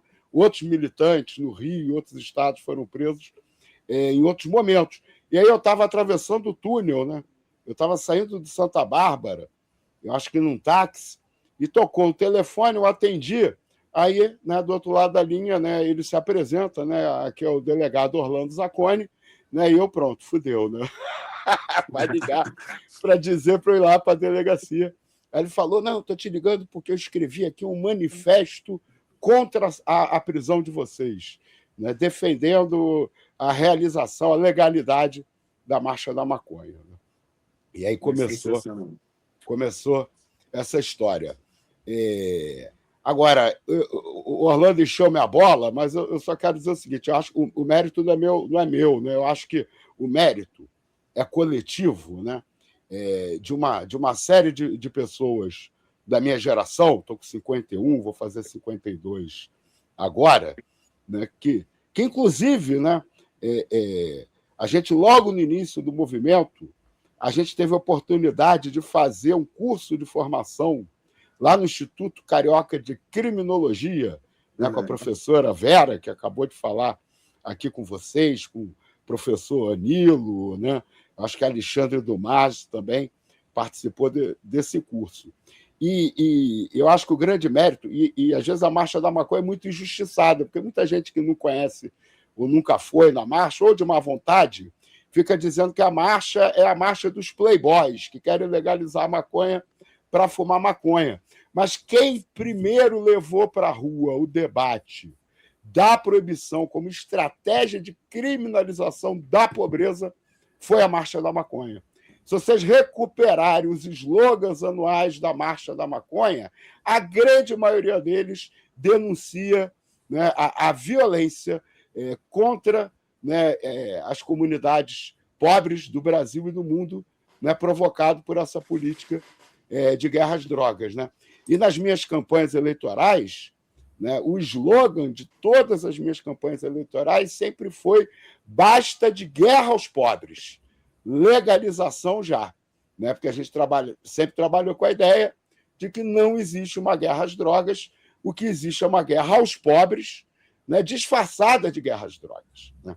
E que serve, e aí eu acho que já começa a entrar no tema do nosso debate aqui, serve para combater os pobres, tanto internamente em cada um dos países, mas também para combater os países pobres, né? É uma estratégia geopolítica do imperialismo, desde o governo Nixon, pelo menos, né, de utilizar o pretexto da guerra às drogas, né, para colocar, né, países na lista, né, de países malditos, né, que tem que ter seus regimes mudados, que tem que ser atacados, porque supostamente, né, seriam ligados, né, ao tráfico de drogas, seriam narco-estados, e contra movimentos insurgentes também, né? No mundo inteiro, movimentos insurgentes são acusados, né, de estarem relacionados a todo tipo de crime, né? Então,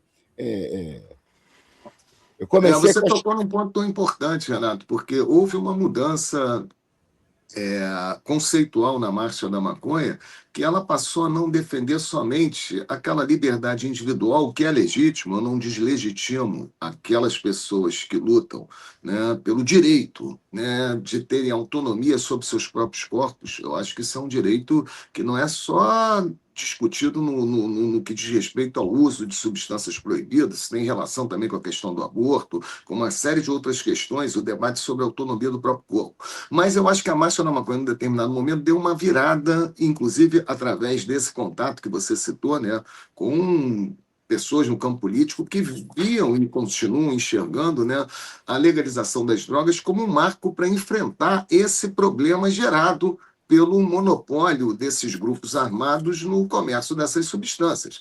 Evidentemente que a legalização ela teria, pelo menos, uma força muito grande, né, de retirar essa economia da mão desse inimigo que é necessário para o enfrentamento imperialista. Repara, eu queria te ouvir, que a construção desse inimigo, que agora se coloca como narcotraficante, narcoterrorista, pelo simples fato, né, de que não existe terrorismo nas Américas, e para justificar a intervenção americana, ou estadunidense, melhor, né, nesse nosso continente, que não tem terrorismo, porque depois que começou, e aí eu acho que entra a questão que eu vou colocar para você, acho que a legalização da maconha contribuiu para trazer de volta o discurso do narcoterrorismo. Por quê? Porque traficante, enquanto inimigo, é quem vende droga. Se essa droga, que é a mais consumida no mundo, que é a maconha, já está sendo vendida nos Estados Unidos por empresários, né? No Uruguai pelo próprio Estado, porque quem produz e distribui a maconha no Uruguai é o próprio Estado. Caiu. E eu estava achando que era o meu sistema aqui que estava travando. E aí, Fabrício? Ei, Renato, a gente está ao vivo ou a gente está... Você vai esperar ao vivo aqui, vamos seguir. Maravilha. Renato, eu quero primeiramente dizer que sou um admirador do Renato. Eu fui 8 anos do PSOL. Tu consegue me ouvir, não? Tá me ouvindo? Sim, é que eu acho que o Zacone começou a falar dos Estados Unidos, aí derrubaram ele. Pode ser, deve ser, com certeza. Vamos até deixar ele fora um pouco, senão o pessoal vai travar o programa aqui. Continua aí, Fabrício. Tá. Dizer que sou admirador... o Zacone voltou. Eu ia fazer a pergunta, mas deixa ele concluir. Mas só para encerrar, foi uma ação terrorista, né, que fez cair a minha pergunta. Renato, acabei de falar isso agora. Exatamente. A legalização da maconha, para mim, contribuiu para o retorno desse discurso do narcoterrorista. Por quê? Se traficante é quem vende droga, não tem terrorista aqui no Brasil. O terrorismo na América do Sul não existe. Então, o narcoterrorismo é uma estratégia, né, da criação desse inimigo que permite as intervenções, inclusive militares estadunidenses, em nosso território. Eu queria te ouvir como é que você enxerga hoje, né, o avanço da legalização da maconha, principalmente na Europa, Estados Unidos, e como isso não fez com que retrocedesse, né, esse enfrentamento militarizado, inclusive no campo geopolítico, em relação ao tráfico, né? Porque a ideia seria, quanto mais a legalização da maconha avança, mais esse discurso de enfrentamento ao tráfico deveria, né, enfraquecer, mas não é isso que está acontecendo. O que você acha, Renato? Olha, Orlando, eu acho que o que está acontecendo tem mais a ver com questões estruturais do que conjunturais, né? Porque a gente está numa nova fase, né, da crise do capitalismo. A crise do capitalismo ela vem já há muito tempo, né? Desde que aquela era de ouro do pós-guerra se esgotou, no final dos anos 60, no início dos anos 70, a gente já vem acumulando quase 60 anos de crise estrutural do capitalismo. E isso daí vai provocando a degeneração, né, das relações sociais e políticas, né, e econômicas em vários aspectos, né? Um deles é o seguinte: na crise estrutural do capitalismo, o que cabe à periferia do capitalismo, que somos nós, né, da qual nós fazemos parte? É a chamada reversão neocolonial. Se a gente olha os últimos 60 anos, né, a gente vem regredindo na capacidade dos estados, né, dos países periféricos, simplesmente terem qualquer política de desenvolvimento, de real enfrentamento das desigualdades, né? E isso agora entrou numa escalada bélica, né? Porque, ao estar em crise, o capitalismo não é capaz de assimilar a ascensão da China, né, e de outros países como a Rússia, a ascensão econômica desses países, sem gerar conflitos graves, né, entre esses países. E os Estados Unidos partiu para a porrada, né? Os Estados Unidos não é que tenha mudado o sentido geral da política estadunidense com a mudança do Biden para o Trump, né? O sentido geral continua sendo: não podemos deixar a China, né, nos substituir como a principal potência do planeta, né? Esse é um problema existencial para os Estados Unidos. A própria existência daquela sociedade depende deles conseguirem manter essa posição, né, de principal potência econômica, militar, etc. Então, existe uma linha geral nesse sentido. E o Trump escalou, né? O Trump fez o primeiro ataque direto, né, dos Estados Unidos à América do Sul, né? Nunca antes, né, na história desse continente, as tropas americanas tinham, né, atacado diretamente o país, como fizeram com o sequestro do Maduro, né? A mesma coisa em relação ao Irã, as ameaças agora sobre Cuba, né? As próprias relações, como ele tem estabelecido com a Europa, né, exigindo uma vassalagem total da Europa, ameaçando a integração da Groenlândia. Então, dentro desse cenário geral, né, ontem teve lá a cúpula, esqueci o nome horrível, né? Foi a cúpula Estados Unidos, Argentina, agora eu não lembro, um outro país aí que está com a extrema-direita, o futuro presidente do Chile, né? E o Trump deixou claro, não pode ter China nas Américas, né? A China tem que ser excluída das Américas. O Milei concordou, né? Não sei como é que ele vai resolver isso, que a China é o principal parceiro comercial da Argentina atualmente, né? Então, a química, né, do Lula com o Trump, né, eu fiquei bastante preocupado com a esquerda comemorando, né? O Trump está elogiando o Lula, né? O Trump elogiou o Lula na medida que ficou claro que o Lula topava tudo, né? Ele chegou a declarar: não há nenhum motivo de controvérsias entre o Brasil e os Estados Unidos, né? Logo depois ali daquele episódio da Química. Eu aceito negociar tudo, menos a soberania nacional. Fanfarronice total, né? Eu negocio tudo, eu negocio as terras raras, eu negocio, né, trocar a Amazônia por plantação de soja, eu negocio entregar, né, o resto da mineria. Eu negocio tudo, né? Menos a soberania. O que sobrou, né, em relação à soberania? Era a história de não voltar atrás da anistia, né, ao Bolsonaro. Então, mesmo dessa maneira, né, mesmo com essa capitulação do Lula, que é semelhante à capitulação da Delcy, né, o Lula capitulou antes ainda no governo Biden, né, o Lula cumpriu o papel de começar o isolamento da Venezuela, né, quando ele exigiu as atas, quando ele não reconheceu a vitória do Maduro e, principalmente, né, quando ele vetou a entrada na Venezuela no BRICS, né, em função do problema democrático, né? Ele não vetou a entrada da Arábia Saudita no BRICS por conta de problemas democráticos, mas vetou a entrada da Venezuela no BRICS, né? Então, mesmo com todo esse esforço do Lula de mostrar a sua decisão, né, de não confrontar os Estados Unidos, de ser subserviente aos Estados Unidos, né, parece que para o governo Trump não é o suficiente.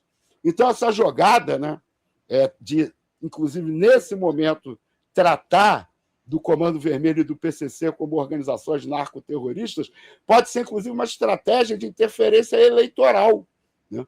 Porque o que o governo vai fazer? O governo vai aceitar? Né? Vai concordar com essa definição? Se o governo discordar, está pronto já os panfletos do Flávio Bolsonaro atacando o Lula por defender os narcoterroristas, já deve estar sendo rodado, né? Pelo menos os textos com essas acusações, né?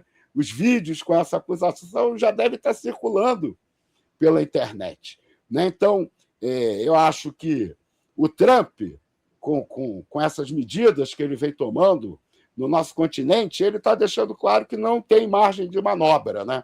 É submissão total ou, né, interferência grave no sentido...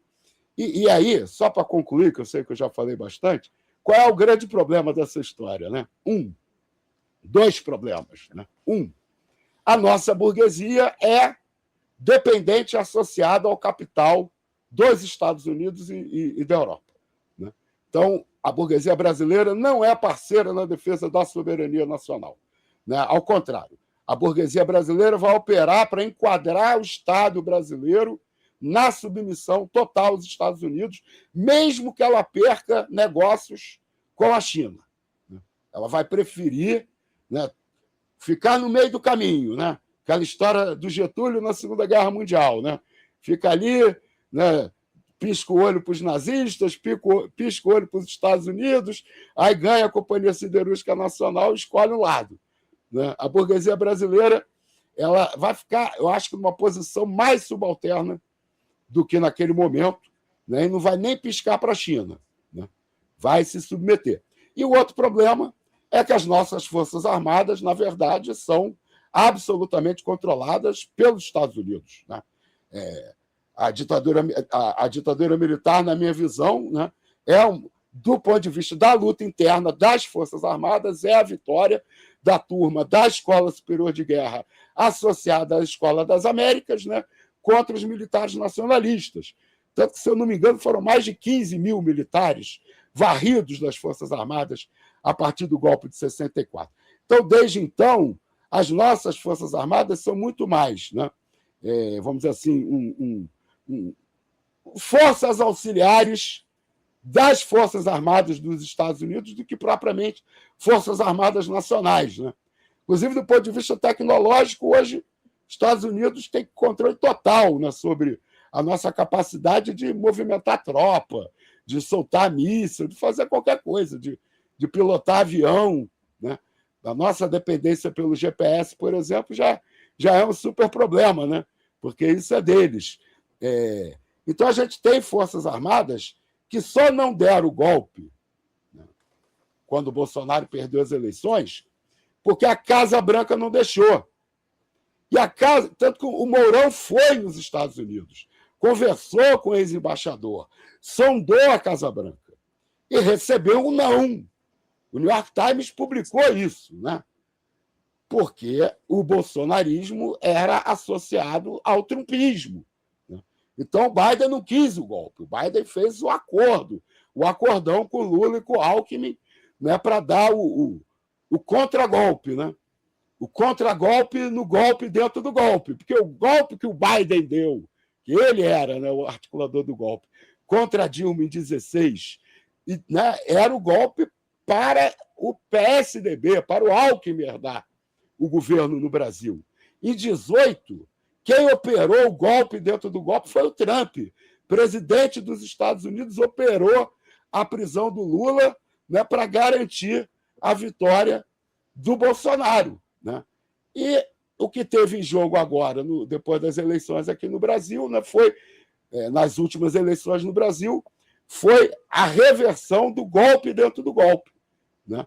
Então, eles conseguiram deslocar a extrema-direita do poder, né, colocando no seu lugar um governo, né, de acordo, né, da direita da ordem, representada pelo Alckmin, com a esquerda da ordem, para garantir, né, que o trumpismo não mantivesse a presidência do Brasil, né?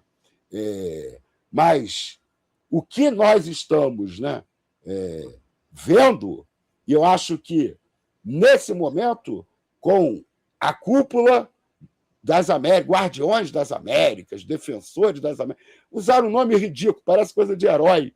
Inclusive, a logo deles parece coisa de super-herói de quadrinho, né? Esse negócio, junto com o que aconteceu na Venezuela, as ameaças contra Cuba, né? Essa declaração do PCC e do Comando Vermelho como organizações narcoterroristas, acho que estão dentro desse contexto geral de radicalização, né, do neocolonialismo, né, da reversão neocolonial na periferia do capitalismo. Maravilha, Renato. Vamos convidar, então, Fabrício Rosa e Veludo Neto para fazer as suas intervenções, comentários, perguntas. Com vocês. Ei, Renato, querido, quero dizer que sou vereador aqui em Goiânia e o meu mandato se inspira muito no seu mandato. Uma parcela dos materiais que nós distribuímos aqui é muito inspirado naquilo que eu consegui coletar, às vezes que eu fui ao Rio de Janeiro, que eu consegui organizar um pouco, receber um pouco dos materiais que você produzia aí, inclusive uma cartilha contra a violência policial, uma cartilha sobre desmilitarização. Quero dizer que sou seu admirador já há bastante tempo. E também sou organizador da Marcha da Maconha aqui em Goiás há 10 anos. Faço parte do coletivo antiproibicionista Mente Sativa. É o coletivo que organiza a marcha aqui. Nós fazemos a Semana pela Legalização, que culmina na marcha, mas não é só marcha, é teatro, é seminário, é roda de conversa, é doação de sangue, enfim, é festa. A próxima vez que você vier no Rio, fala comigo, a gente combina, eu te mostro meus arquivos, cara. Você vai na fonte. Muito bem, agradeço demais. Renato, na minha leitura, o nosso movimento, chamado Policiais Antifascismo, ele é um pouco filho de vários outros movimentos de policiais revolucionários ou de militares à esquerda no nosso país. Nós tivemos militares que foram lutar na Força Expedicionária Brasileira, mais de 25 mil militares, muitos ou eram de esquerda ou se aproximaram da esquerda devido à luta contra o nazismo. Então, o antifascismo aglomerou forças e muitos militares voltaram com o pensamento socialista ou à esquerda. Nós tivemos várias células no século passado, a exemplo do Antimil, que era próximo do PCB, que era um grupo de militares que discutia o militarismo, e várias figuras também que são clássicas, Luiz Carlos Prestes, o coronel Miguel Costa de São Paulo, Lamarca, o grande Nelson Werneck Sodré, até o próprio general Lott, que não era um socialista, mas era considerado um homem progressista, o grandioso Apolônio de Carvalho, que lutou 2 guerras, inclusive a Guerra Civil Espanhola, e é fundador do Partido dos Trabalhadores, enfim. Na nossa leitura, o movimento Policiais Antifascismo é aquilo que foi possível nascer no século XXI enquanto um movimento de policiais que nasce num processo de redemocratização, que nasce quando a liberdade tem um pouco mais de espaço no seio dessas instituições da ordem. Então, nós temos absoluto acordo com o seu posicionamento e colocamos o movimento à sua inteira disposição. Mas eu quero fazer uma perguntinha simples. Os interesses do Trump, me parece que passam pelas terras raras no Brasil, pelos minerais estratégicos que nós temos por aqui, pelo petróleo, são várias bacias descobertas na foz do Amazonas, mas me parece que agora, mais recentemente, uma outra grande bacia no Ceará, o interesse talvez pela nossa biodiversidade, pela água potável. Então, o narcoterrorismo aparece como uma ferramenta política para permitir, para justificar operações policiais. Enquanto a gente conversava aqui, eu estava vendo no Instagram o Trump dizendo que vai mandar bombas, reconhecendo o PCC e o Comando Vermelho como instituições, entidades terroristas, e dizendo que vai mandar drones, bombas, enfim. É algo absurdo, e me parece que, então, essa narrativa, esse engodo do conceito de narcoterrorismo permite a ultramilitarização da América Latina, a criação de pânico moral, até para destruir a nossa democracia, ou as democracias em geral. Mas a pergunta que eu fico enquanto um militante um pouquinho mais velho que eu, a direita, a extrema-direita, ela extrai uma suposta legitimidade para suas propostas, inclusive a categoria narcoterrorismo, do medo, da dor das famílias que não querem ter os seus filhos dependentes químicos, de uma promessa de punição. E aí eu fico me perguntando onde nós, progressistas, de esquerda, socialistas, comunistas, em quais elementos éticos, em quais princípios a gente precisa se ancorar para extrair legitimidade e dialogar com a população em conceitos também tão caros para a população como a saúde do filho. E essa que é a minha pergunta: onde extrair legitimidade para que a gente possa construir uma comunicação que dialogue com a senhorinha do bairro, que dialogue com o senhor que mora em uma comunidade? Porque nos nossos discursos a gente fala de defesa da vida, fala que a guerra às drogas mata todos os dias, a gente fala das evidências científicas, a gente fala da coerência ética, que o álcool é legal, enfim, a gente usa premissas que têm funcionado pouco. Onde se amparar para termos uma comunicação que funcione? Olha, eu acho que a experiência que eu tive, né, sendo candidato em várias eleições, né, porque de 2006 a 2020, eu só não fui candidato na eleição de 2008. Né? Eu tive 2 mandatos como vereador. Logo no início ainda antes das candidaturas, né, quando a gente estava começando a fazer porque as primeiras manifestações que eu ajudei a organizar aqui no Rio era pela legalização das drogas, né? A Marcha da Maconha veio em paralelo, e aí eu abracei a Marcha da Maconha por entender que era taticamente interessante começar esse debate pela discussão sobre a maconha. Mas o diálogo com os setores mais pobres do Rio de Janeiro foi fantástico, fantástico. Eu lembro de uma senhora me puxando pela manga da camisa, ali na Rua da Carioca, a gente passando, né, 80 pessoas ou menos, 60 pessoas na passeata, e a senhora me puxa pela manga da camisa e me pergunta assim, né? Eu nunca vou esquecer das palavras dela. Meu filho, isso é para parar o tiroteio lá no morro? Né? Ela entendeu perfeitamente qual era o debate, qual era a questão. Né? A primeira vez que a minha campanha subiu numa favela no Rio de Janeiro foi porque a gente, né, tinha medo, né, por conta de toda essa questão, né, da divisão, né, eleitoral dos territórios, né, da nossa cidade. A nossa orientação era, né, para panfletar o Borel, ficar na Conde Bonfim, no caminho para o Borel. Né? E meia hora depois de começar a panfletar, 3 militantes da campanha, eles estavam já sendo levados pelos moradores para dentro da favela. Né? O primeiro contato gerou, entendeu, o entendimento, né? Porque a gente não tergiversava. O slogan era... Nosso panfleto tinha a folha da maconha bem grande, né, para chamar a atenção, mas estava escrito: basta de guerra aos pobres. Né? E é muito fácil dialogar nas favelas. Né? Eles sabem que não existe guerra às drogas, que se houvesse guerra às drogas, não seria ali o teatro da guerra. Né? O Bezerra da Silva cantou sobre isso décadas antes da Marcha da Maconha existir. Né? Você só sobe o Morro Doutor. Né?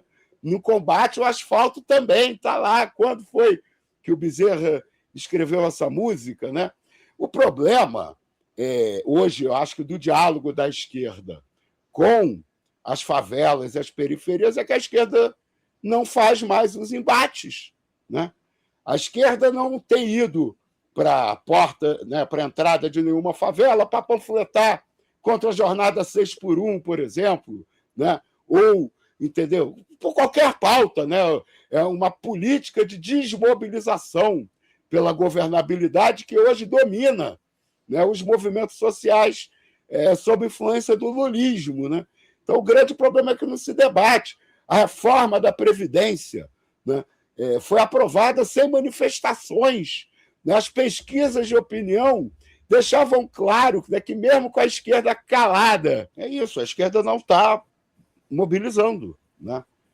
Se a gente pega, né, o governo Temer, né, ele fez a reforma trabalhista, não teve mobilização contra a reforma trabalhista.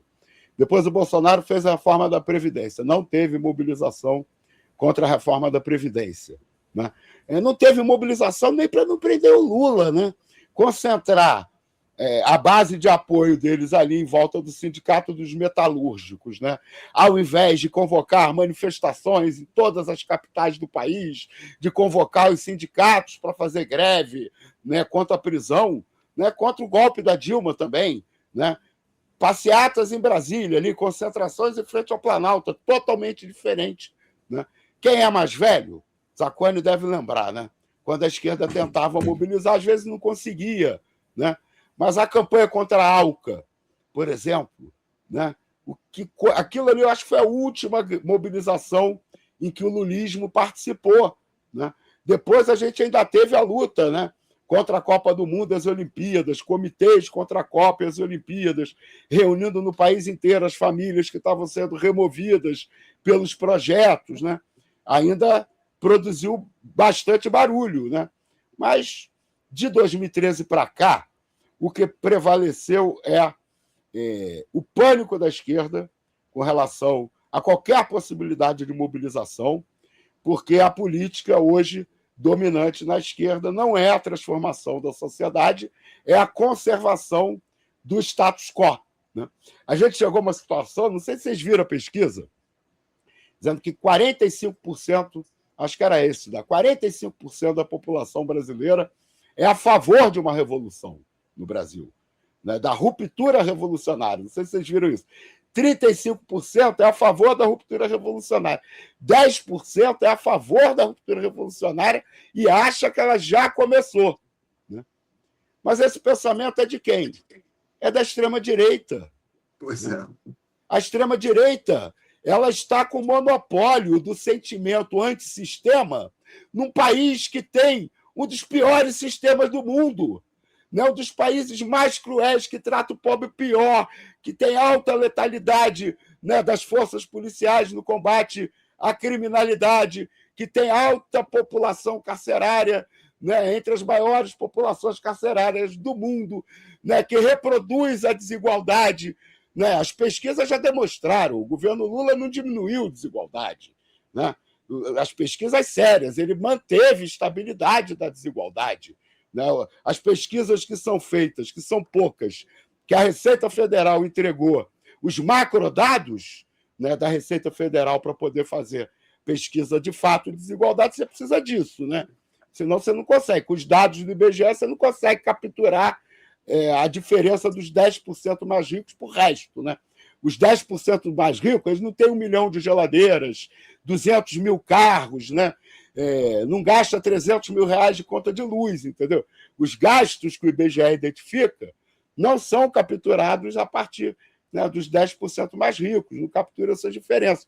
Então, a gente tem hoje uma esquerda que defende uma ordem falida, né, que está fadada ao colapso, inclusive, né, e aí tem a questão ambiental também, né, que nos encaminha nessa direção, né, enquanto só quem faz o discurso de ruptura, né, quem está praticamente com monopólio, né, claro, né, o Jones, várias outras figuras fazem o discurso de ruptura, mas nós somos insignificantes perto da esquerda da ordem, do PT, do PCdoB, mais recentemente do PSOL, né, que reproduzem, né, que o Xandão é o herói da democracia no Brasil, né, que o que nos cabe é impedir a ruptura pela extrema-direita.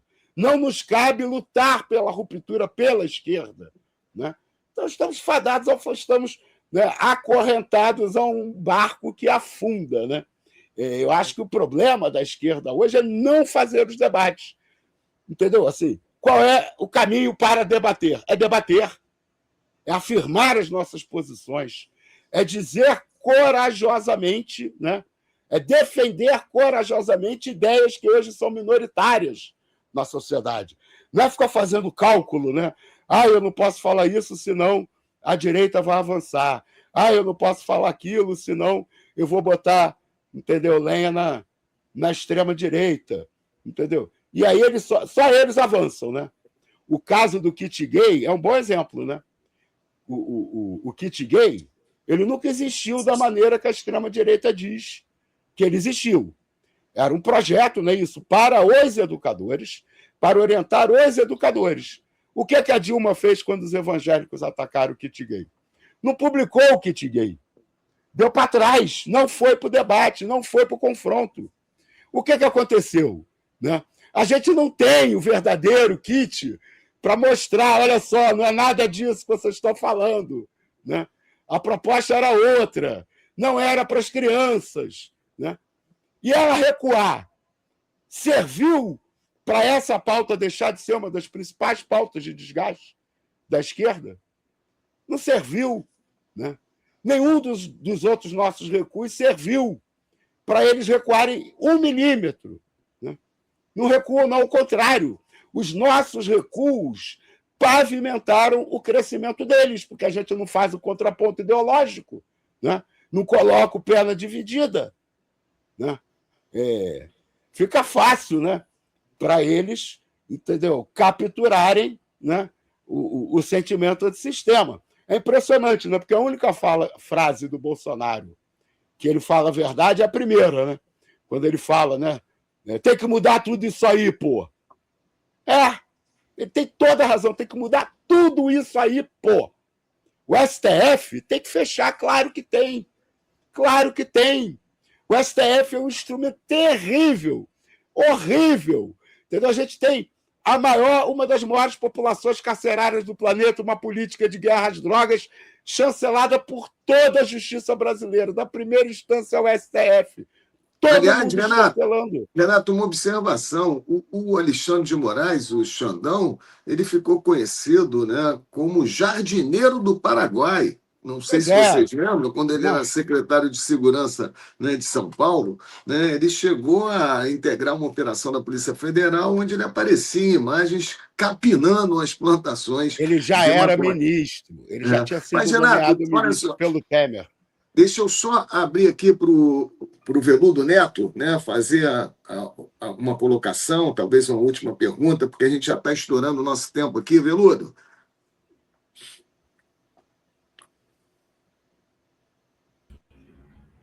Está sem som.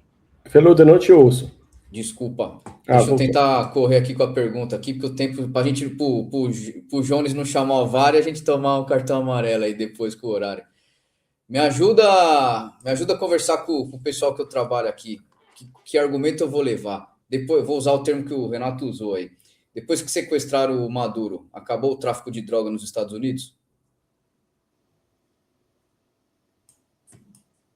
A Venezuela nem traficava para os Estados Unidos, né?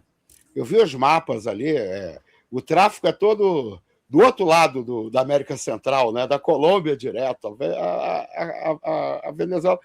Isso foi só conversa fiada, só pretexto, né? Eu acho que a síntese do argumento é a seguinte: a guerra às drogas não funciona, né, para os objetivos, né, que ela diz que tem, né?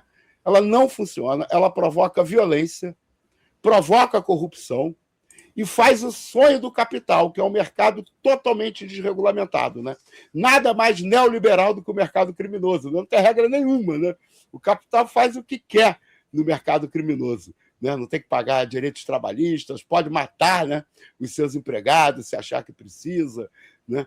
É isso, não funciona, provoca violência, provoca corrupção, e ela só se sustenta porque o objetivo não é enfrentar a guerra às drogas.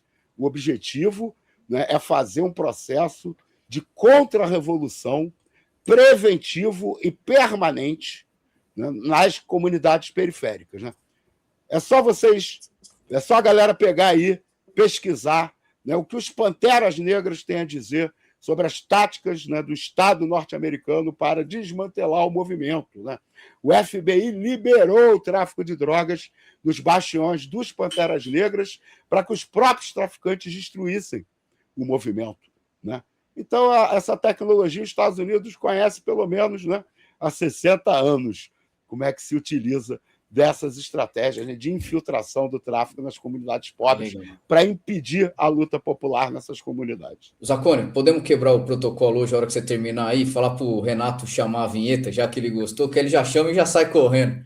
Pode ser? Vamos sim. A gente já está assim, realmente com o nosso tempo estourado. Eu queria agradecer muito ao Renato Cinco por ter estado aqui com a gente no programa, dizer para ele que é muito importante, né, a sua visão crítica, seu posicionamento radical. Acho que a esquerda precisa de posições radicais para poder avançar, né, nos enfrentamentos, né, que nós temos que fazer, né, com a extrema-direita. E queria lembrar que, nos meus 23 anos como delegado de polícia, eu tive muitas amizades que eu fiz, da minha posição de delegado, o Renato Cinco é uma delas. Mas um grande amigo que eu fiz como delegado foi o Marcelo Iuca, o músico. E eu queria citar o Marcelo Iuca aqui hoje, porque o Iuca sempre falava assim para mim. Eu já falei isso para você, Renato, mas eu quero deixar isso público aqui, inclusive para o Veludo e para o Fabrício Rosa. O Iuca virava para mim e falava assim: o 5 é foda. Ele mandava assim para mim, mas ele falava, ele repetia, falava assim: o 5 é foda. E você realmente é muito foda, Renato. Muito obrigado pela sua presença. Eu vou pedir para você, seguindo aí a orientação do camarada Veludo Neto, para você dar a chamada. Fala assim: chama a vinheta e corre. Vai lá, Renato. Obrigado, pessoal. Chama a vinheta.